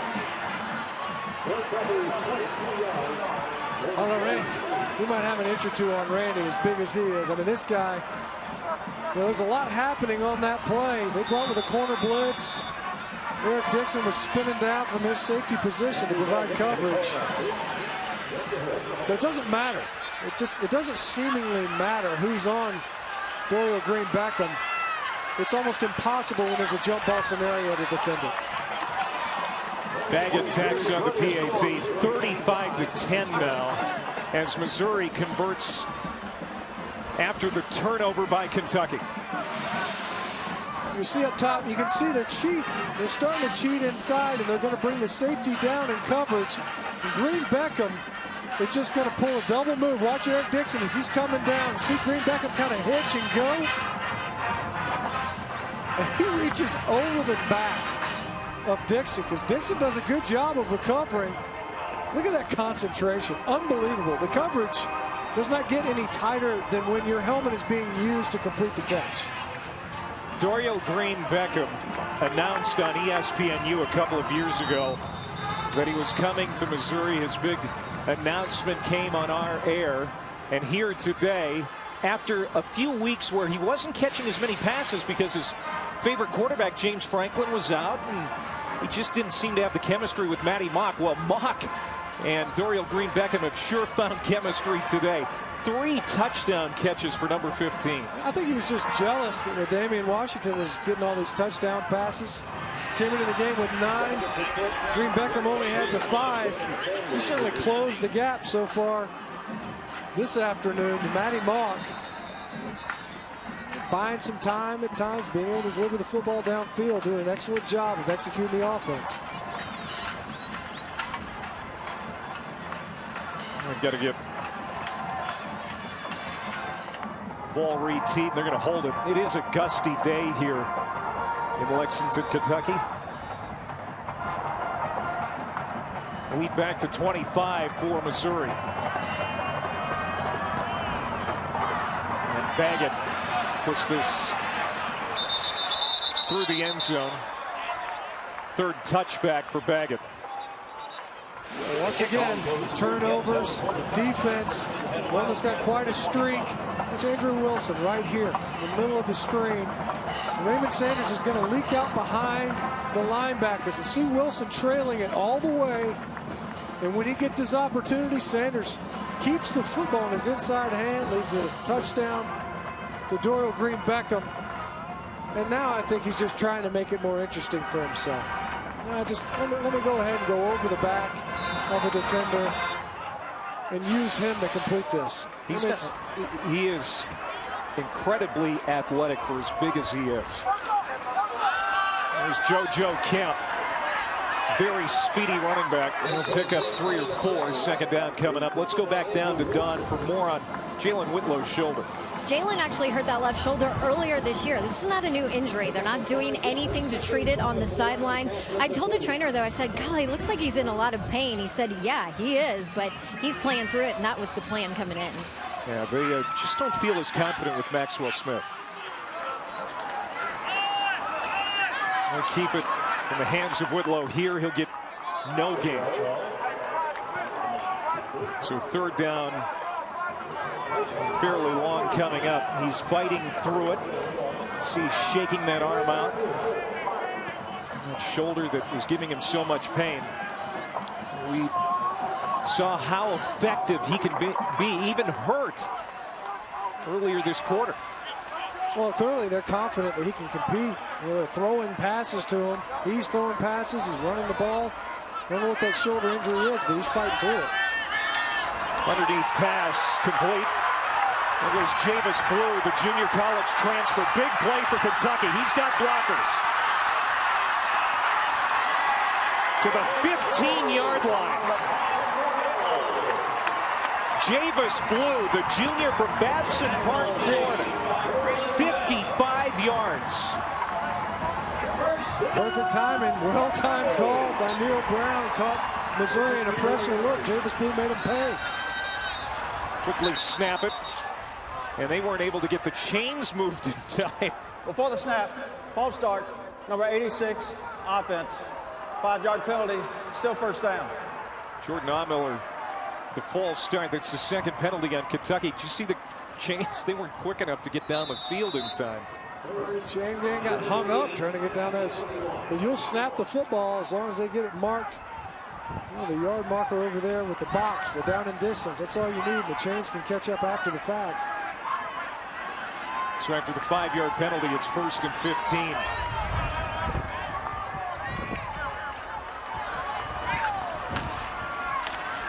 Kemp swings it to the outside.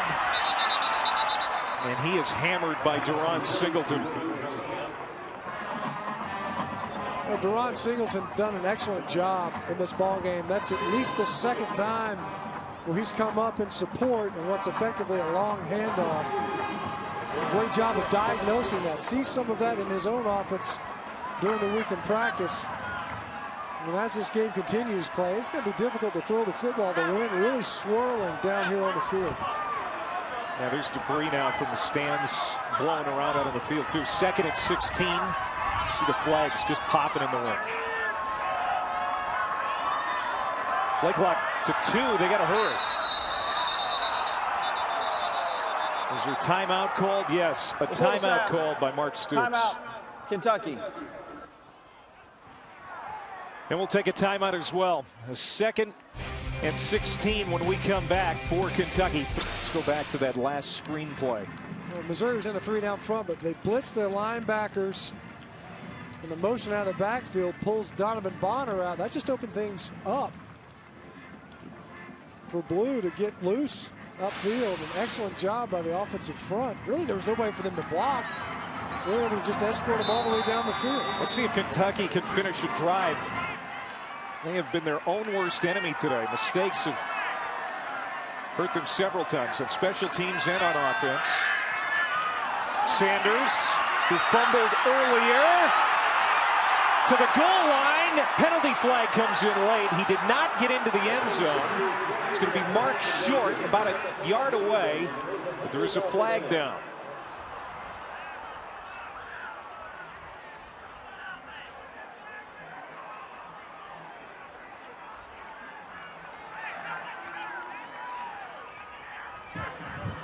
Holding, number 72, offense. 10-yard penalty from the spot of the foul. Replay, 2nd down. That's what I'm talking about. It goes against Kentucky, so that wipes out the play. It's John Toth, the center. You see these guys, they're releasing, trying to get downfield to do exactly what they did on the previous big play. Javis Blue, the screen pass hurting Missouri. And you see there, obviously the penalty backing Kentucky up once again. This was one of the stumbling blocks for them in the first half. So now 1st and 10. And the 13, it's Whitlow. The 7-yard line. First half, Kentucky had 102 yards, 182 so far this half. There is the call on Toth, number 72. Did you like that? That's weak. I thought you were going to say that. I mean, it is. I just think that's a weak call. I don't see where his arm's extended. I don't think he's pulling back against that jersey. After the play was over, they're offsetting unsportsmanlike conduct fouls. Unsportsmanlike conduct, number 6, offense. Number 11, defense. Those fouls offset. The result of the play is a 3rd down. A.J. Legree for Kentucky. Arian Penton for Missouri. And we said before, this game was getting chippy in the first quarter. Continues here in the second half. Legree had blocked Penton all the way off of the football field. I think Penton especially like that experience, and he took exception to it. The official was right on top of it. Want to make sure they keep control of this ball game. To your point, it has been chippy. Whitlow, you saw that last play, was slow to get up again. He's dealing with a left shoulder injury, but he's staying in there. He's going to keep it. Good run up the middle, and again, right to the doorstep. Matt White kept him out of the end zone. First down, goal to go for Kentucky after the 6-yard run by Jalen Whitlow. And Whitlow now on the ground, 19 carries, 47 yards and a touchdown. Well, the bulk of those yards have come on basically the same play. It's like a power play. The QB keeps it, and they're loading up the backfield. Cody Jones, number 43, that led him in there. This time he's only accompanied with one other backfield mate. Sanders, touchdown Wildcats. And just when you think that Missouri's going to knock Kentucky out, they do something like this. Well, it makes you almost wonder, what's this game look like were it not for short fields and turnovers? We've seen the special teams, Raymond Sanders able to make amends for the fumble earlier, but not before Missouri was able to tack on yet another score, but plenty of fight in this Kentucky Wildcat squad. And Sewer's extra point. And it's an 8-play, 75-yard drive in 4-10. Sanders taking it in. See, this is just fight and gristle right there, man against man. Nobody's pulling. Let's just see who can get the yards needed, the inches needed. See the Wildcats willing to grind out yet another score. 2:03 to go here in the third quarter. Got a timeout on the field. Let's get an update with Dari. All right, guys, time for a Sports Center right now, presented by Cabela's. Aaron Murray to Michael Bennett for Georgia. Why is this important? Because it's his 115th touchdown pass that passes Florida's Danny Wuerffel for an SEC record. A Georgia player passing a Florida player. I guess that's okay with you, Stinch. You were at that big game last week. That's, well, you know, you're looking at two teams in Georgia and Florida who are chasing the team that we're watching play here today. It's always a big game because it's a rivalry game and a border war. But you've seen this East Division race unfold in a completely different way than anyone would have anticipated, with Missouri dominating the division and now leading Kentucky. They've got an opportunity to finish and lock up the best record in that East Division this year. Nobody saw that. Yeah. You know, all the other teams where they're at right now, there's some mild surprises, but nothing like Missouri on the east side. Now, Auburn over on the west, yes, similar. But over here on the east, Missouri is basically the lone real big surprise. It's true. I mean, you look at the BCS top 10, and would anyone have said, yeah, there's 3 SEC teams? Alabama, who are the other 2? Missouri and Auburn. John Gibson on the return. They have benched Marcus Murphy, at least as far as returns go. And how about Gibson to midfield? Spins to the 31-yard line.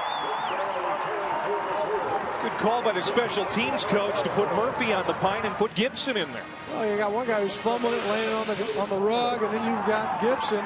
Hey, just secure the football. That's job one. But then cut across the grain and pick up yards and give your offense tremendous field position. And the seesaw continues for Kentucky. As soon as something positive happens, it's as if Missouri has a counter punch to recapture some momentum. They still got the margin on the scoreboard, and now yet another scoring opportunity. 62-yard return for Gibson. All the way to the 32 of Kentucky. Fourth drive that starts in Kentucky territory, and it's Bud Sasser. And maybe a late hit out of bounds. Marcus McWilson, the true freshman from Youngstown, Ohio. Maybe hit him out late.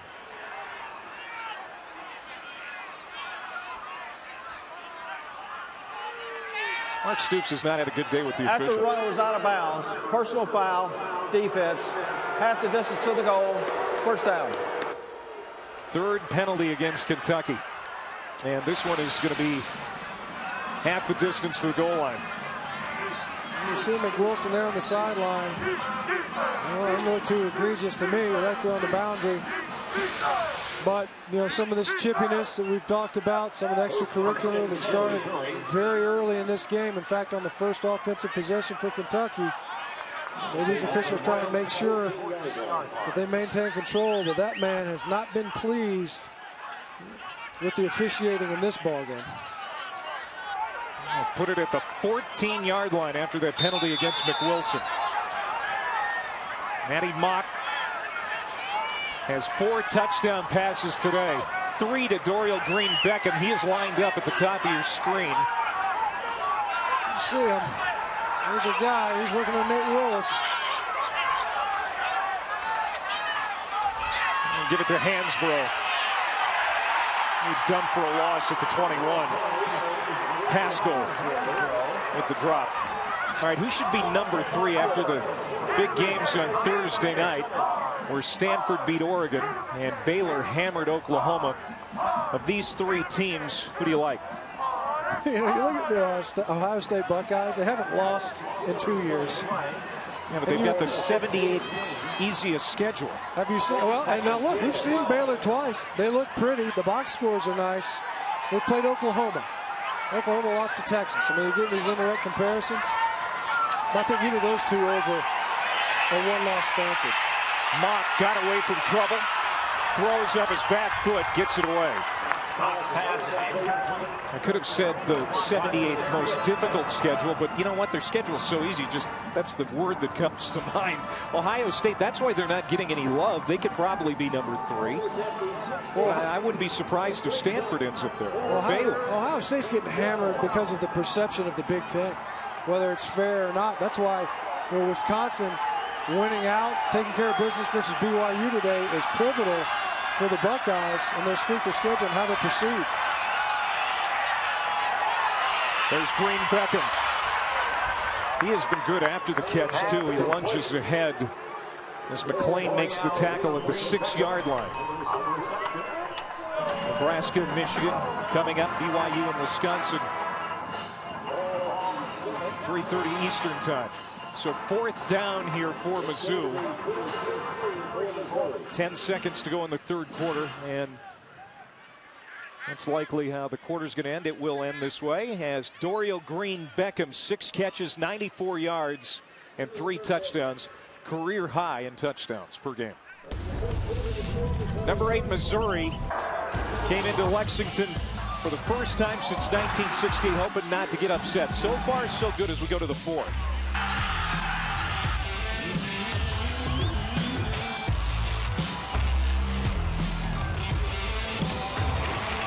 Missouri, after the timeout, is going to go for it on 4th down and 3 from the 7-yard line. Henry Josie is in the backfield. And now Maddie Mock calls another timeout. So Missouri. Gary Pinkel burns another timeout. Missouri has 1 remaining. Was it just to go out there and see how Kentucky was setting up, and now are they going to decide to go for the field goal? What do you think happened here? Well, it looked to me like DJ Elliott, D coordinator for Kentucky, was the one that it's like he had fire ants in his pullover. He was freaking out on the sideline trying to get his defensive unit to pay attention to what he was trying to adjust to. And I don't know if what Coach Henson, the O-Cord from Missouri, didn't like what he saw. Either way, it was enough for them to want to take another look. And it looks to me like they are still going to go for it. Here comes Mock. What a day for him. Again, James Franklin getting another week off with that sore throwing shoulder. Dorial Green Beckham has caught 3 of Mock's 4 touchdown passes today. The first one of the day was on this end zone. Headed right to this corner. See if they go back to it. Kentucky's going to pressure. Blitz. Pass complete. It's Dorial Green Beckham again. Got inside of Nate Willis and makes the catch. Dorial Green Beckham from 7 yards out. His 4th touchdown today. Well, they wanted to get him more work, and they've done that. worn out. He limped off the field before the change of the quarter. That was just enough time to get that leg feeling back right, get another touchdown, and here he is all knotted up with LaDainian Washington with 9 touchdown catches this year. No good for Andrew Baggett. That's not going to help his confidence. Told you about his problems missing field goals as of late. Now misses an extra point. But it's been a really tough day for the Kentucky fans. Mistakes have hurt the Wildcats at home today. And now they're behind 41-17 here in the fourth quarter.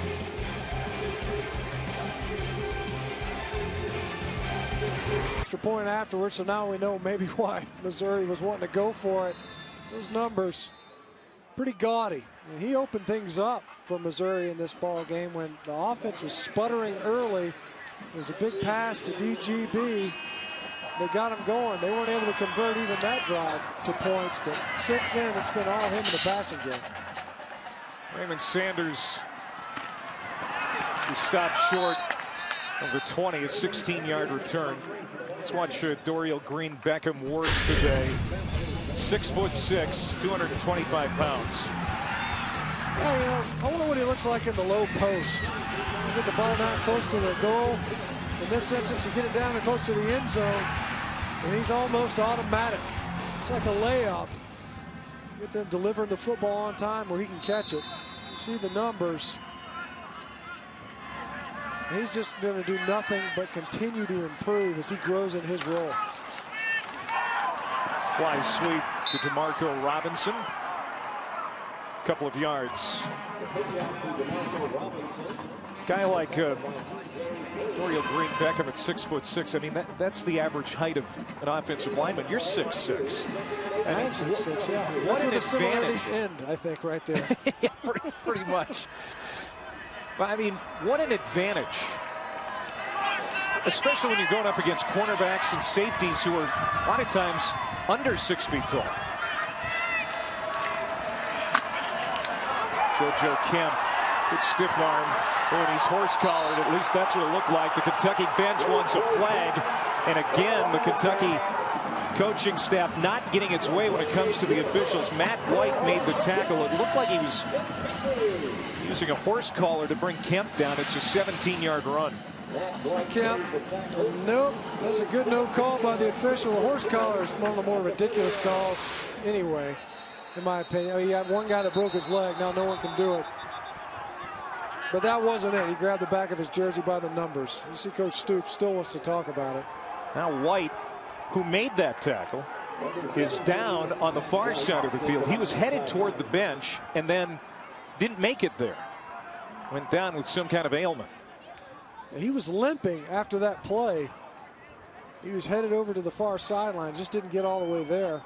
It just gives Coach Stoops another opportunity to visit with his good friends, the officials in this ball game. And Matt White was able to come up and make the tackle. He did grab the back of the jersey, though. It wasn't by the neck of the jersey. We reached in there right behind the shoulder pads. So being 6'6", when you're a football receiver or offensive lineman, as was your career in Georgia and the NFL, that's a great advantage. But like when you tried to get in the car today, being 6'6", that's no advantage. There are pros and cons to everything, right? The seat doesn't go back far enough usually. I've tried that play 3 or 4 times with Robinson. Every time they get positive yards, it's an 8-yard pickup for DeMarco Robinson. Cortland Browning, who's in there now for Matt White at the safety spot, made the tackle. Bring up second down and manageable. Second and 2. Sorry, Ryan Timmons, the true freshman, was a guy that they were using in this role. Illegal substitution, 12 players in the formation. Offense, 5-yard penalty, still second down. Well, Kentucky's down big. Why not try and sneak an extra man on the field? Makes it harder to defend, that's for sure. One extra guy. Clearly unintentional, of course. Coach Stoops is, it's a detail type of thing. It's ball security.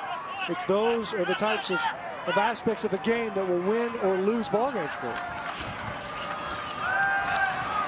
Kemp at 4 or 5 back. And, you know, honestly, under Mark Stoops this year, that is one area where you can say things have improved. Discipline. The turnovers are down.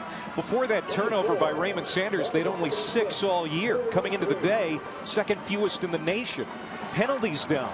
The discipline that Stoops has instilled here is starting to sink in with these young cats. And this is a foundation that's being laid here. Whenever we've been able to visit with these coaches on a couple of occasions, and the goal is to win games, of course, but you also want to be improving towards something.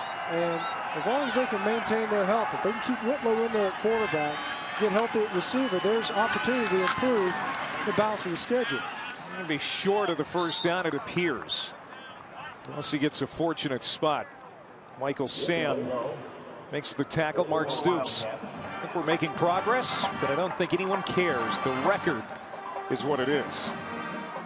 Yeah, that sounds very Parcellsian in that regard. Is it, you know, you are what your record is, or what your record says that you are. And he's right. You know, fans aren't looking to see improvement on the other 6 days of the week. They want to see wins and losses. They want to see wins on Saturdays. Well, they just saw it first down. They did get a good spot as Whitlow picked it up. Now he wants to throw, but he's not going to be able to do it. He's running for his life. And he gets to the sideline where he's escorted out by Andrew Wilson, the middle linebacker. 2 big games highlight a college football doubleheader on ABC today. Coming up in about 25 minutes, Nebraska taking on Michigan. And 23 Notre Dame at Pitt. That's at 8 Eastern tonight on ABC. Both Nebraska and Michigan chasing Michigan State in the Legends division. How about that Hail Mary for Nebraska last week? Unbelievable play, wasn't it? Westerkamp going up and getting the ball. Sanders. A couple more is now 3rd and long. Big one tonight between LSU and Alabama. And Mark Stoops, we were talking about, and of course, came to Kentucky from Florida State. He's really looking forward to that game tonight. He's kind of rooting for an Alabama-Florida State national championship. Well, you know, the matchup would be compelling. A lot of people were saying, oh, let's see Alabama versus Oregon because of the contrasting styles. Well, I feel like we've seen that already, haven't we? Don't we see that kind of every year when they play Stanford, when we see the results? So let's see something different. Certainly FSU with Jameis Winston would be a lot of fun to watch, as efficient as that offense has been versus Alabama's D. And Whitlow is going to be sacked. 5th sack by the Missouri defense tonight. That's Coney Ely this time. Now 32 sacks on the year by this defense. Now a lot of people are saying that Alabama is primed for an upset tonight. Zach Mettenberger certainly looks really good with Cam Cameron, the new offensive coordinator, calling the shots. Yeah, the vertical passing game has really blossomed down in Baton Rouge. They're able to stretch defenses, but Mettenberger's numbers have kind of waned the past 2 weeks. E.J. Gaines, the fair catch. Florida State up 59-3 over Wake from Churchill Downs, home of the Kentucky Derby. We'll see Louisville and Houston next week. Look out. There goes Henry Josie. Nobody's going to touch him. 86 yards for Henry Josie.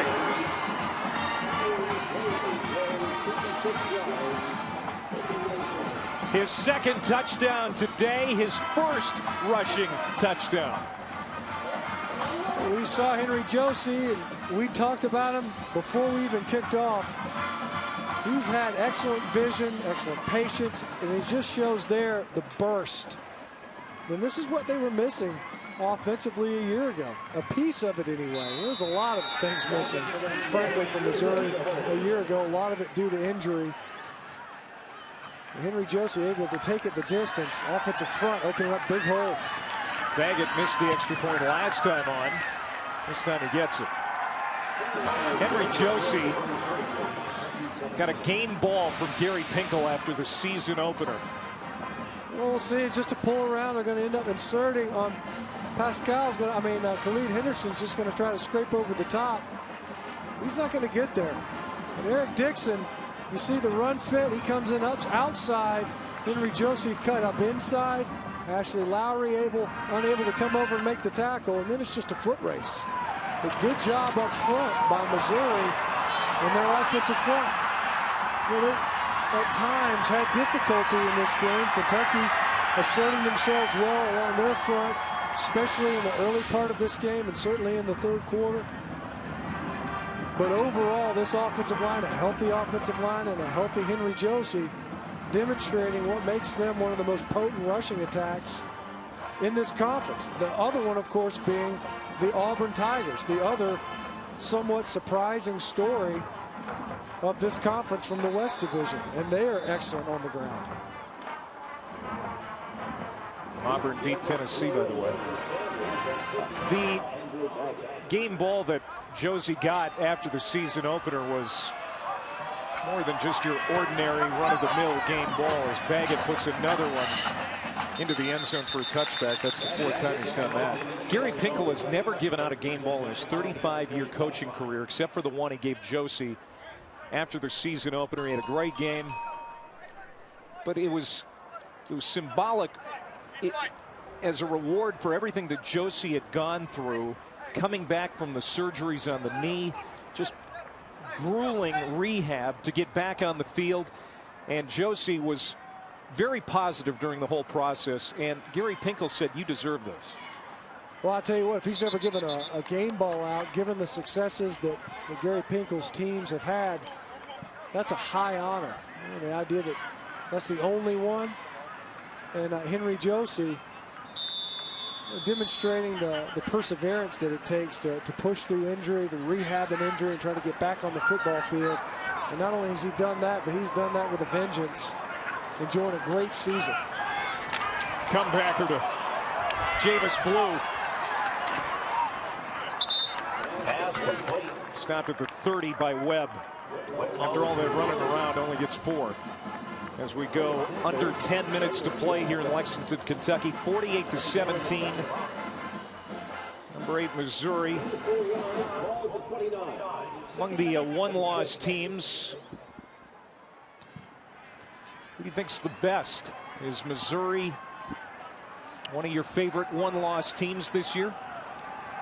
You know, they've got a couple of quality victories. You know, the real challenge for Missouri from a national perspective will be the stigma of it. You know, could this team have had the same success were it not for the rash of injuries with the other East Division teams that they faced? You know, they built a pretty good resume, and by the time they got to their conference schedule, you know, the Georgia team they played, the Florida team they played, even South Carolina was out without Connor Shaw for 3/4 of the game. But I'm not sure that this Missouri team couldn't have beaten all of them. But yeah, the fact remains that point's going to be brought up over and over and over again. And you've got a Stanford team that even after losing to Utah, you know, ended up the number 5 team in the country still as a one-loss squad. After no gain for Kemp, 3rd down and 5. And Sanders is going to be stopped well short of the 1st down. Golden there. Also Singleton on the tackle, and the punting unit comes out. Here are the BCS standings.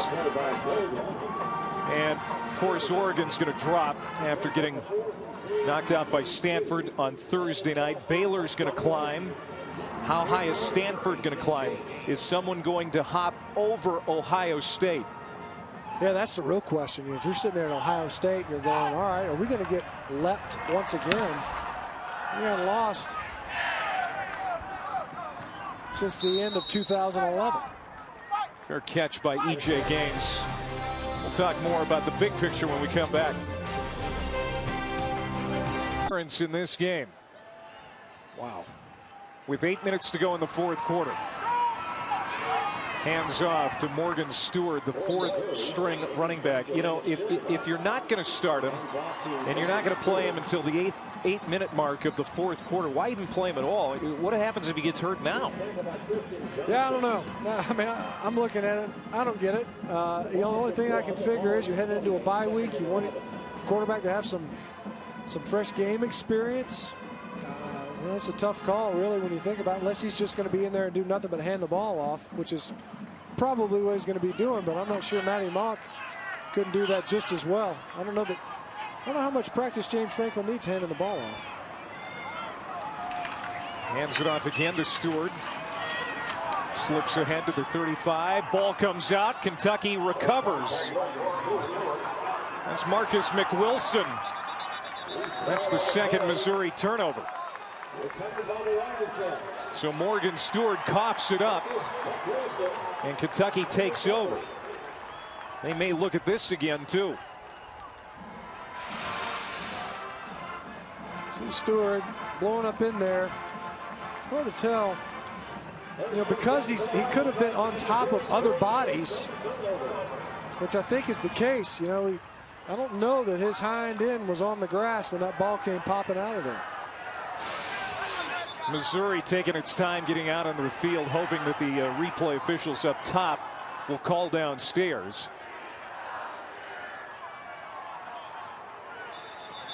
And there comes the call. This play is going to be under further review.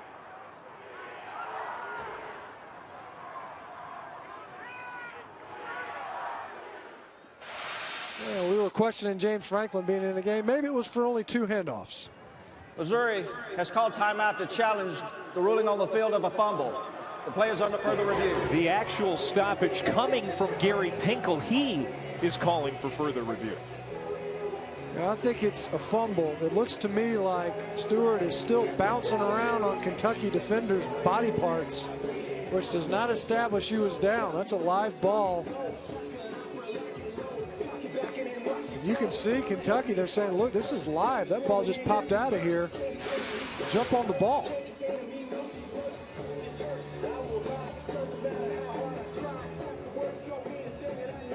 So Gary Pinkel has used his challenge here. 7:03 to go in the fourth quarter. Stewart, just his 21st carry of the year. So he isn't used very much. With Josie, Hansbrough, and Murphy, doesn't get a lot of carries. This one came out, but was he down before it came out? See, I think he's on top of Tristan Johnson and Mike Douglas and Ashley Lowry.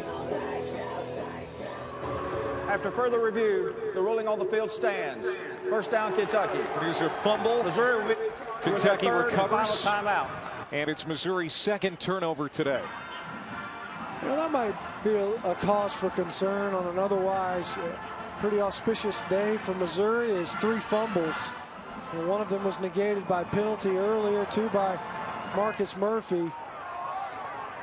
Obviously one by Stewart here to give Kentucky the football back. But what was the most remarkable about that series was seeing James Franklin in the game this late. So Missouri's charged with a timeout, so they have none left now. After losing that challenge, Dyshawn Mobley on that carry. Second down and 8 coming up. ESPNU with the doubleheader today. NC State and Duke at 4 Eastern, then Utah State and UNLV at 8. Can't say enough about the job Coach Cutcliffe has done at Duke.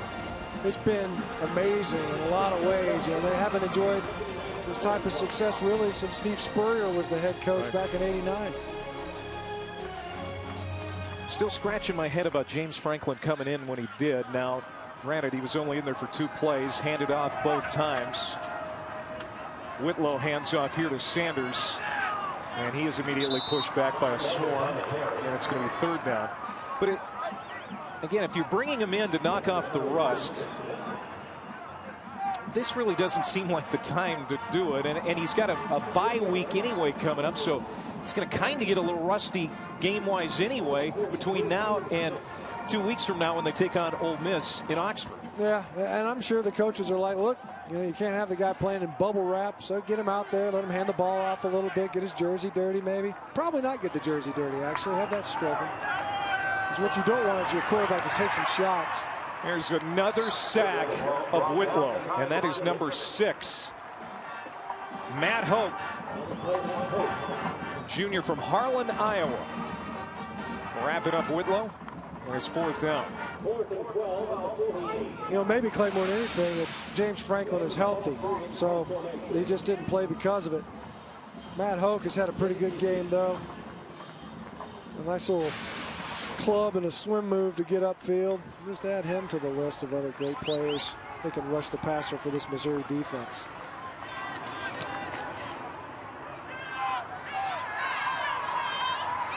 E.J. Gaines, another fair catch. See, Gary Pinkel does this time. It's going to be Franklin, it looks like, coming back. Time is where to go for more information. All right, Missouri has it, and James Franklin is out running the offense for the second straight series. They fumbled after 2 plays on the last series. He has only handed off so far. And that's what he does again here to Greg White. You know, he's only handing the ball off, but he's handing the ball off behind the backup offensive front. It's just, you know, call me paranoid. It's just maybe out of an abundance of caution. But there's a lot out there still for this team. Coach Pinkel talked about all their goals are still achievable. National title is somewhat far-fetched, but it's still out there. That is something that could still happen. You have your starter and James Franklin out there milking the clock, but behind a backup offensive front.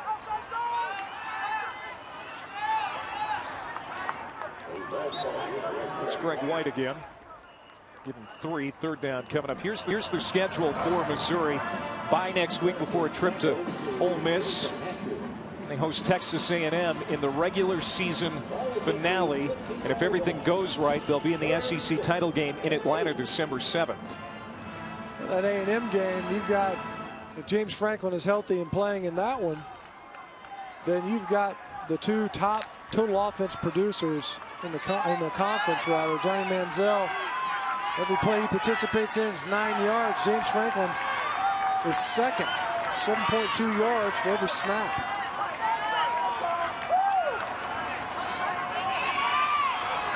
White again. Maybe 4th down and short. Just getting James Franklin out there to get in to some game reps for the end of this game here in Lexington today. But Matty Mock, who did start, was excellent. SEC standings, Missouri is going to go to 9-1, 5-1 in conference play. You see South Carolina and Georgia, they're still in the mix. Florida is getting beat by Vanderbilt today. If Vanderbilt beats Florida, Florida's completely out of the conversation. South Carolina's bye this week. They've got Florida next week in the Spurrier Bowl, one that he's enjoyed some success in.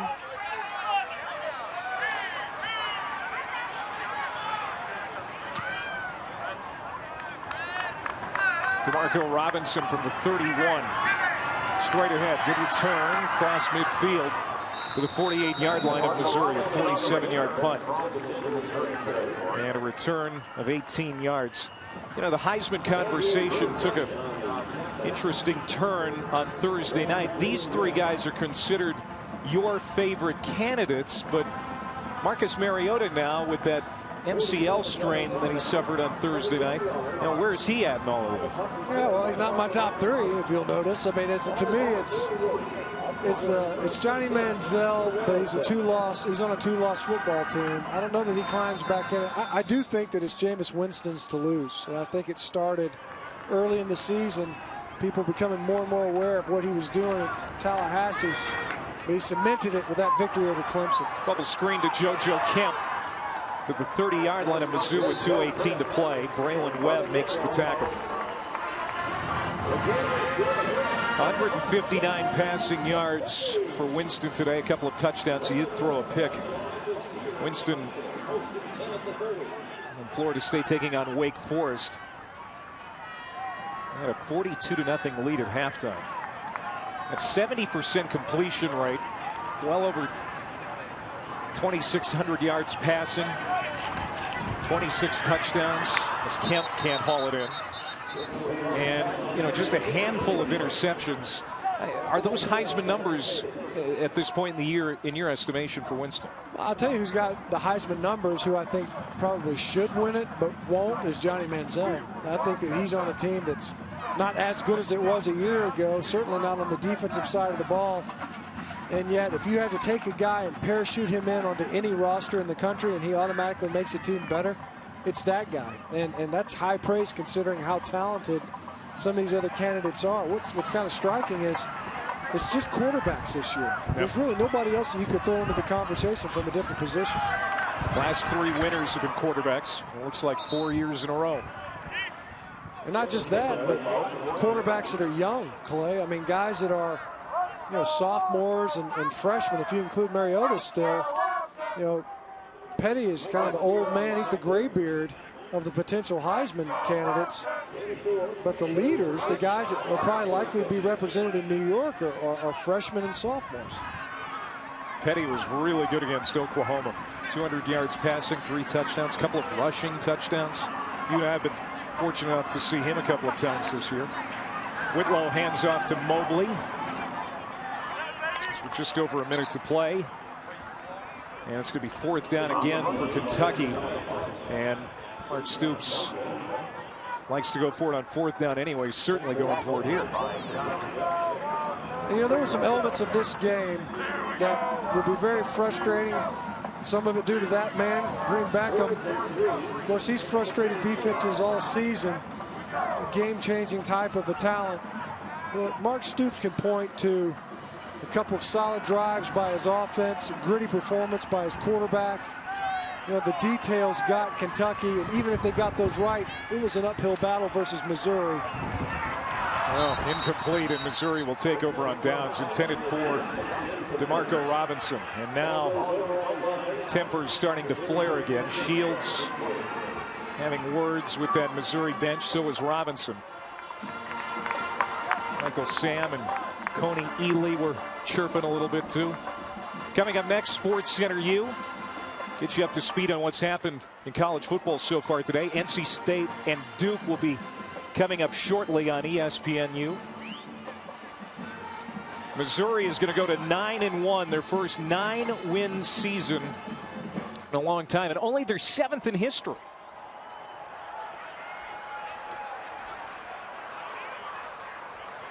What a day for Dorial Green Beckham. 100 yards receiving on 7 catches, 4 touchdowns. And Matty Mock threw 5 touchdown passes today. Gary Pinkel now just 3 wins away from passing Don Farrow as Missouri's all-time winningest coach. 48-17. The Tigers come into Lexington, get a win. And Kentucky still winless in the SEC. The streak now 13 games without a win in conference play. 48-17 the final. For Matt and Don on Clay, we now send it to Sports Center U and Dari Nelka. So long from the Bluegrass State.